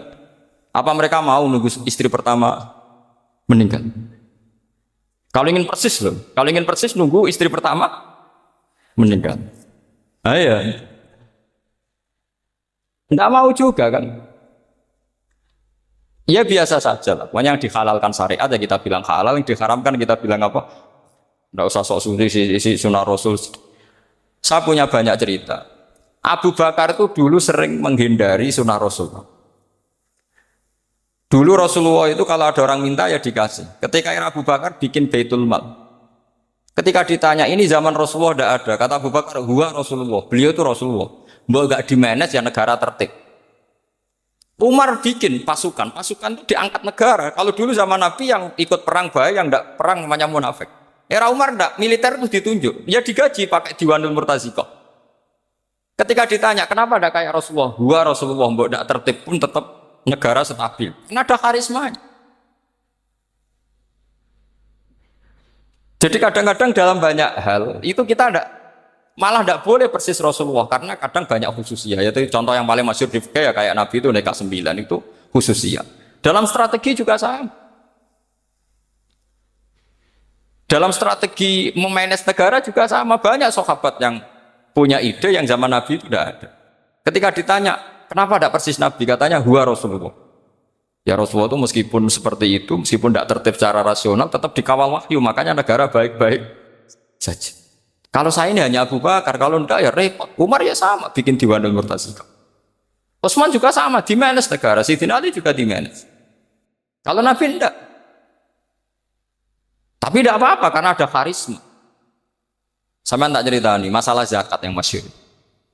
Orang paling bakhil sekalipun, paling kikir sekalipun, itu zaman Rasulullah bayar zakat. Karena pikirannya setelah zakat dikasihkan, Rasulullah mendoakan. Khudh min amwalihim shadaqatan tutahhiruhum wa tuzakkihim biha wa sholli alaihim. Inna sholataka sakanun lahum. Era Abu Bakar enggak. Sorry ya Abu Bakrin, dulu kita zakat sama Rasulullah karena didoakan beliau. Kamu hanya Abu Bakar, saya tidak mau zakat. Ya sama lah seperti orang dipimpin ulama-ulama karismatik. Orang dipimpin Badullah itu tidak usah metai, santri sudah nurut. Dipimpin Usman Nazif, gak bikin pelaturan, habis pondok. Kalau gak ngancam, gak gini, ditakzir, gak gini, habis. Zaman Badullah dehem tok santri wedi. Mas Nazif dehem tok gak. Nah, makanya Rasulullah itu tidak banyak bikin pelaturan. Rasulullah itu kalau mau perang itu hanya bilang sahabat, saya besok ditantang Abu Sufyan di sini. Saya mau perang. Oh itu sahabat ikut semua. Orang melihat wajahnya, melihat karismanya sudah tertarik ingin menyelamatkan beliau.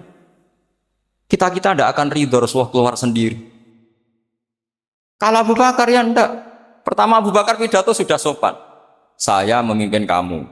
Ini qulitu walastu bi khairikum. Saya ini memimpin kamu, tapi bukan berarti saya yang terbaik. Jika saya benar maka dukunglah. Kalau salah ingatkan. Itu pertama orang-orang bilang apa? Fa wa la uqimannaka bis-sayf. Nanti kalau Anda salah tak ingatkan pakai pedang. Ya karena hanya Abu Bakar bukan Rasul. Sehingga diaturlah ini ada militer, ada pengawal, ada Baitul Mal. Era Umar lebih modern lagi ada Diwanul Murtaziqah, ada macam-macam. Ya Rasulullah nggak ada. Nah sekarang orang sidik-sidik muni sunnah Rasul, padahal ada sunnah Rasul yang khasnya Rasulullah sebagai nubuwah. Ya khasnya Rasulullah sebagai apa? Coba Nabi itu istrinya 9, semuanya cerita tentang tahajudnya Nabi, witirnya Nabi. Apa kira-kira Mas Nadif kalau punya istri 4 ceritanya tentang tahajudnya Mas Nadif? Kan enggak. Nah, jadi saya mohon, sebetulnya pikiran-pikiran ekstrim itu karena enggak mau belajar. Enggak mau belajar. Kalau mau belajar itu, kata Imam Ghazali itu dalam kitab Imla, Al-Imla fi Iskalatil Ikhya itu. Fal ma'ani awsa'u minal ibarat. Yang namanya ma'ani itu awsa'u minal ibarat. Jadi yang fal ma'ani awsa'u minal ibarat. Jadi yang namanya makna itu lebih luas minal apa? Ibarat. Nah, ini contoh yang paling nyata ya Sayyidina Ali. Ketika Sayyidina Ali perang sama Muawiyah, itu Sayyidina Ali bilang sebaiknya Muawiyah kirim delegasi, mediator. Saya juga kirim media. Terus orang-orang Khawarij karena tadi tekstual. Mahada ya Ali. Ini apa ya Ali? Lam yujad fi kitabillah. Aturan mediator itu tidak ada di Quran. Bahwa kalau kita perang harus ada mediator itu tidak ada. Terus Sayyidina Ali baca ayat wa in khiftum shiqaqa bainihima fab'atsu hakaman min ahli wa hakaman min ahliya. Jika lelaki dan perempuan, suami istri terjadi shiqaq, terjadi konflik, maka suami kirim satu mediator, yang pihak perempuan juga kirim mediator. Terus Sayyidina Ali ngendikan Wa amru Muhammad a'dhamu min amri rajulin wa imra'atin. Urusan umat Muhammad lebih serius ketimbang urusan hanya sekedar suami dan istri. Maka kita butuh hakam, butuh mediator. Baru 4.000 orang Khawarij tobat ngikuti pikirannya Sayyidina Ali yang tidak tekstual. Sama seperti zaman Rasulullah. Ketika Rasulullah mau perang Badar, saya ini mau perang Badar kata Rasulullah. Musuh saya itu 1.000 lebih. Kalian hanya 313. Apa kita teruskan? Itu sahabat langsung bilang gini, saya itu hafal teksnya. Idzan la naqulu laka kama qalat banu Israil fathab anta wa rabbuka faqatila inna hahuna qa'idun walakin idhab anta faqatila inna ma'akum muqatilun. Ini kelihatan sekali bahwa para sahabat sudah ada tekstual. Orang-orang Bani Israel ketika melihat Musa katanya sakti dan orang dekat Allah, itu cara berpikir orang Bani Israel gini. Walhasil ada perintah supaya Musa itu merangi kaum Jabarin. Orang Jabar ini gagah-gagah, pikirannya orang Bani Israel. Musa kamu itu sakti dekat Allah, ya sudahlah sama Allah saja sana, tak tunggu di rumah kabarnya. Itu kan sama dengan santri semedit, roh kiai ini suga, kiai aku suga, serasa tak pikirkan seperti itu.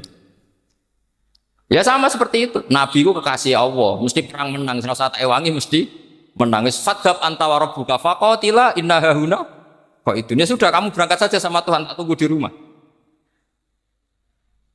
Tapi apa kata para sahabat Ansor ketika Nabi minta supaya mereka dukung di perang Badar? Langsung bilang, idzan la naqulu laka kama qalat banu Israil. Kita tidak akan bermental kayak Bani Israil. Ini tekstual pada enggak. Mereka punya mafhum, punya pikiran. Cara Mas Nadi punya kreatif. Bahwa ini mental yang bejat, kita tidak akan meniru seperti itu sahabat. Jadi dulu sahabat itu makna di Quran juga ada tekstual. Jadi bisa memahami. Nah sekarang orang memaksa semuanya harus tekstual. Ya meskipun tadi jangan terlalu liar terus menjadi liberal. Tapi saya tidak tahu kalau contohnya Mas Nadiem tadi pakai kondom, sisi kondom tidak tahu itu pikirannya Jil apa Mas Nadiem tidak tahu saya itu. Tidak tahu. Kok sampai sembeling itu saya tidak tahu itu.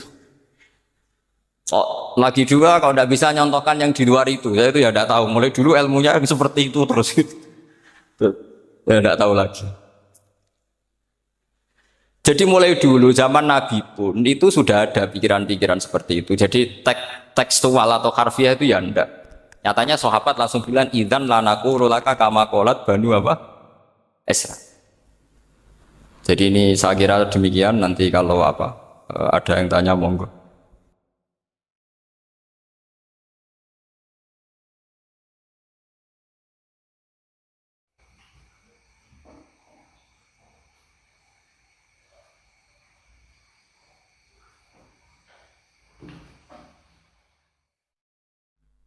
Begitu juga era Sayyidina Umar, era Sayyidina Utsman, Ali, itu juga ngalami orang-orang yang ekstrim. Misalnya begini, saya contohkan korban-korban ekstrim yang real. Sayyidina Ali itu masyhur, dia punya musuh besar namanya Muawiyah. Karena permusuhan ini tidak bisa dihindari. Jadi kalau dalam fikih Islam, ini anak-anak saya ajari fikih. Kalau orang mukmin membunuh orang mukmin itu hukumnya dosa besar apa kecil? Besar. Itu di bab kisos. Tapi orang fikih itu unik. Di fikih itu ada kitab usial namanya. Di takrib ada kitab usial. Dan di situ ada penjelasan mangkutila duna mali fahuwa syahid. Orang yang dibunuh karena membela hartanya atau keluarganya, itu dia mati syahid. Kalau dia posisi membunuh, maka malingnya atau penjahatnya muhaddarun damu. Gak punya hak nuntut kisos karena dia anggap gak ada artinya darah. Nah sekarang begini, suatu saat ada garong ke rumah Anda, ingin membunuh Anda karena ingin mengambil harta Anda. Anda ingin ingat status mukminnya atau status garongnya. Terus kamu mau dibunuh diam aja, saya tidak mau membunuh orang mukmin atau membunuh orang muslim. Nah, kesulitan yang dialami Sayyidina Ali seperti itu. Orang-orang Khawarij cara berpikir Ali ku geblek, wong mukmin kok pengen mateni mukmin. Muawiyah ya geblek pisan, wong mukmin kok pengen mateni orang. Padahal suasana sudah kacau. Ketika seorang penjahat mau membunuh yang punya rumah dan yang punya rumah ingin membunuh penjahat, itu namanya mukmin bentrok sama orang mukmin. Apa orang benar sahibul hak ingin mempertahankan haknya? Tidak, sampai saya tanya. Itu sahibul hak, yaitu yang punya rumah ingin mempertahankan haknya. Meskipun dalam duel ini kadang terjadi pembunuhan. Nah di sini ini ya, ulama ahli sunnah menyebut masalah istihadiyah. Kelompoknya Sayyidina Ali mempertahankan nyawanya meskipun dengan cara membunuh pasukan Muawiyah. Pasukan Muawiyah juga mempertahankan nyawanya meskipun harus membunuh pasukan Ali. Zaman itu susahnya istihad. Tapi orang Khawarij cara berpikir enggak, ini biang keladi masalah itu Ali sama Muawiyah. Mereka malah rapat, ya sudah dua-duanya bunuh saja. Ya masyhur tuh, akhirnya Sayyidina Ali dibunuh oleh orang Khawarij. Makanya ini penting ya, pentingnya ngaji seperti ini. Jadi kamu harus dilatih berpikir nubuwah. Ya, dilatih berpikir apa? Nubuwah, disebut al ulama warasatul. Meskipun dengan cara yang ekstrim, tapi pikirannya saja, jangan perilakunya. Saya punya contoh sekian kasus, sekian tragedi. Misalnya begini, saya itu dulu punya teman, dia soleh, bisa baca Fathul Mu'in. Dia itu janggal, bilang sama saya, Gus, tidak biasanya Rasulullah itu agak-agak nyindir orang fakir. Ini kok ada hadis kadal fakru ayakuna kufur, bahwa kefakiran itu mendekati apa? Kekufuran. Dia itu aneh sekali. Biasanya tidak biasanya Rasulullah kritik seperti itu. Walhasil ini singkat cerita, anak ini ngalami satu trauma. Dia itu miskin. Gara-gara miskin gitu jadi burunya orang non muslim. Dan sering disuruh nganter majikannya itu ke tempat-tempat lokalisasi. Dia mulai mikir, ini gara-gara fakir saya harus nganter orang ke lokalisasi. Mulai ingat dia, sedekah Rasulullah, ini gara-gara fakir saya jadi pengantar orang ke lokalisasi. Suatu saat majikannya itu benar-benar bangkrut, malah tidak disuruh nganter, pokoknya carikan yang cantik bawa sini, pusing. Nah, dia akhirnya walhasil lari terus keluar, terus dia cerita betapa ekstrimnya fakir, sehingga gara-gara fakir saya harus jadi penolong orang yang mau apa mak. Anda boleh berpikir ekstrim, tapi ekstrim dalam melawan kemungkaran itu tadi. Saya nggak boleh jadi fakir, tapi takutnya fakir yang nanti jadi alat kemak. Imam Ghazali juga punya contoh seperti itu. Imam Ghazali pernah marah besar ketika tren di Baghdad itu orang belajar fikih semua. Hatta la yakuna thamma tabibun illa min ahli dhimmah, kata beliau. Sampai di Baghdad itu tidak ada dokter kecuali orang kafir dhimmah. Akhirnya kalau ada ulama sakit, saya masih ingat pas kecil, kalau ada ulama sakit itu tidak boleh dibawa ke rumah sakit. Takutnya ketemu dokter muslim, non muslim malah disuntik langsung apa? Mati. Akhirnya ulama saat itu berfatwa, orang Islam harus ada yang jadi dokter. Banyaklah gus-gus yang sekolah ke dokter. Yang masyhur ya seperti Sahal itu, Sahal bin Abdul Fattah. Itu dulu putranya Ki Fattah yang menolong Mbah Mahfud saat sembunyi. Saking idolakannya Basal, anaknya dinamakan Sahal, tapi dia jadi dokter spesialis bedah. Begitu seterusnya urusan negara. Dulu itu orang jabat itu tidak boleh, karena jabat itu dekat dengan syubhat, dekat dengan haram. Tapi gara-gara pejabatnya non muslim, kalau bikin aturan ya ala non muslim. Ulama akhirnya sadar, andikan kita yang jabat pasti tidak seperti itu. Bisa bikin perda ini, bisa bikin pelaturan begini yang menguntungkan Islam. Nah, jadilah banyak pejabat yang sekarang muslim. Tempat-tempat maksiat diobrak-abrik sama Satpol PP macam-macam. Kita untung. Tapi kalau orang-orang Khawarij pikirannya pokoknya pejabat itu dekat dengan haram, dekat-dekat syubhat. Padahal dengan kita jabat bisa bikin perda atau apa yang menguntungkan Islam. Kemudian menjadi masalah baru secara fikih. Ini adik-adik dengerin biar kulino senam fikih. Kalau caleg soleh, misalnya Mas Nadif nyalek, ini tadi tak guyoni, mau jadi bupati ndak, kalau ya mau saya dukung. Jadi misalnya gini ya, Zaid sama Bakar, misalnya Bakar itu orang soleh, mau jadi calon lurah. Dia tahu kalau dia lurahnya kampung lebih baik. Kalau yang jadi ini Zaid, itu kampung itu rusak karena dia suka dugem, suka macam-macam. Kemudian Zaid ini pasti jadi karena beli suara. Misalnya per kepala itu dibeli 50.000. Bakar ini kalau nggak beli suara kalah. Padahal dengan kalahnya Bakar artinya kemenangan kemungkaran. Itu zaman era Fathul Mu'in, muridnya Ibnu Hajar Al-Hitami. Ibnu Hajar muridnya Abu Zakaria Al-Ansori itu fatwa. Yang soleh ini wajib beli suara, bukan boleh, wajib beli suara. Tapi ini namanya tidak nyuap, perlu dicatat, ini namanya tidak nyuap. Jadi tidak bisa kamu kaitkan misalnya ar-rosi wal murtasi finnar. Yang nyuap maupun yang menerima suap adalah sama-sama di neraka. Tidak bisa seperti itu, karena logikanya dibalik. Sekarang Bakar ini beli suara itu untuk membeli kebenaran, untuk mengawal kebenaran. Zaid beli suara untuk menopang kebatilan. Berarti namanya Bakar ini penyuap atau pembeli kebenaran? Pembeli kebenaran. Harus dibedakan. Nah, ini pentingnya ulama. Memang nyatanya seperti itu. Yang dikatakan nyuap, riswah itu adalah membayar uang li'ibtolil haqqi, untuk membatalkan kebenaran atau membenarkan kebatilan, itu namanya nyuap. Tapi kalau mengeluarkan uang untuk menghakkan barang hak dan membatalkan barang batil, itu namanya uang berjuang. Nah, ini pentingnya mikir. Jadi ulama itu mulai dulu sudah berat. Nah, sekarang sudah banyak orang-orang khusyuk yang biasa di masjid khusyuk. Kalau ditanya zaman akhir rusak kabeh, wong soleh-soleh wis nyuap. Kalau orang soleh ini tidak nyuap ya tidak jadi. Kalau nggak jadi mereka nggak ada yang jadi DPR, nggak ada partai Islam, habis malah Indonesia. Saya itu punya kenalan banyak pakar-pakar di Jakarta, itu cerita saya, Pak Bahar. Indonesia itu solusinya gampang. Kita ini punya Bali, punya Batam. Itu kalau Bali dimakaukan, Batam dikayakan Hollywood. Amerika kaya itu bukan karena hebat, pornografi dijual, tinju di Nevada itu dijual, di Las Vegas dijual, apa saja dijual. Kalau tidak kaya itu gimana? Sementara Indonesia mau aur-auran gitu sukan partai Islam. Sebenarnya Indonesia gampang, kalau ingin kaya Bali itu dikayakan Hollywood atau dikalahkan Makau, jadi kota judi.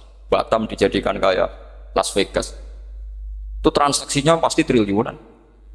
Orang kamane wong muda dijual, judi dijual, orang tinju dijual. Tapi gara-gara ada partai Islam, nyari rumus solusi ekonomi itu yang tidak seperti itu, akhirnya kangelan, akhirnya rapat isu. Tapi barokah, tetap barokah partai apa? Yang menangnya caleg-calegnya rata-rata ya beli. Kalau tidak beli habis.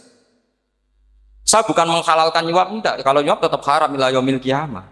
Tapi kalau suratul masalah seperti ini kamu mengatakan suap, itu beda. Ini suratul masalah yang tidak ada kaitannya dengan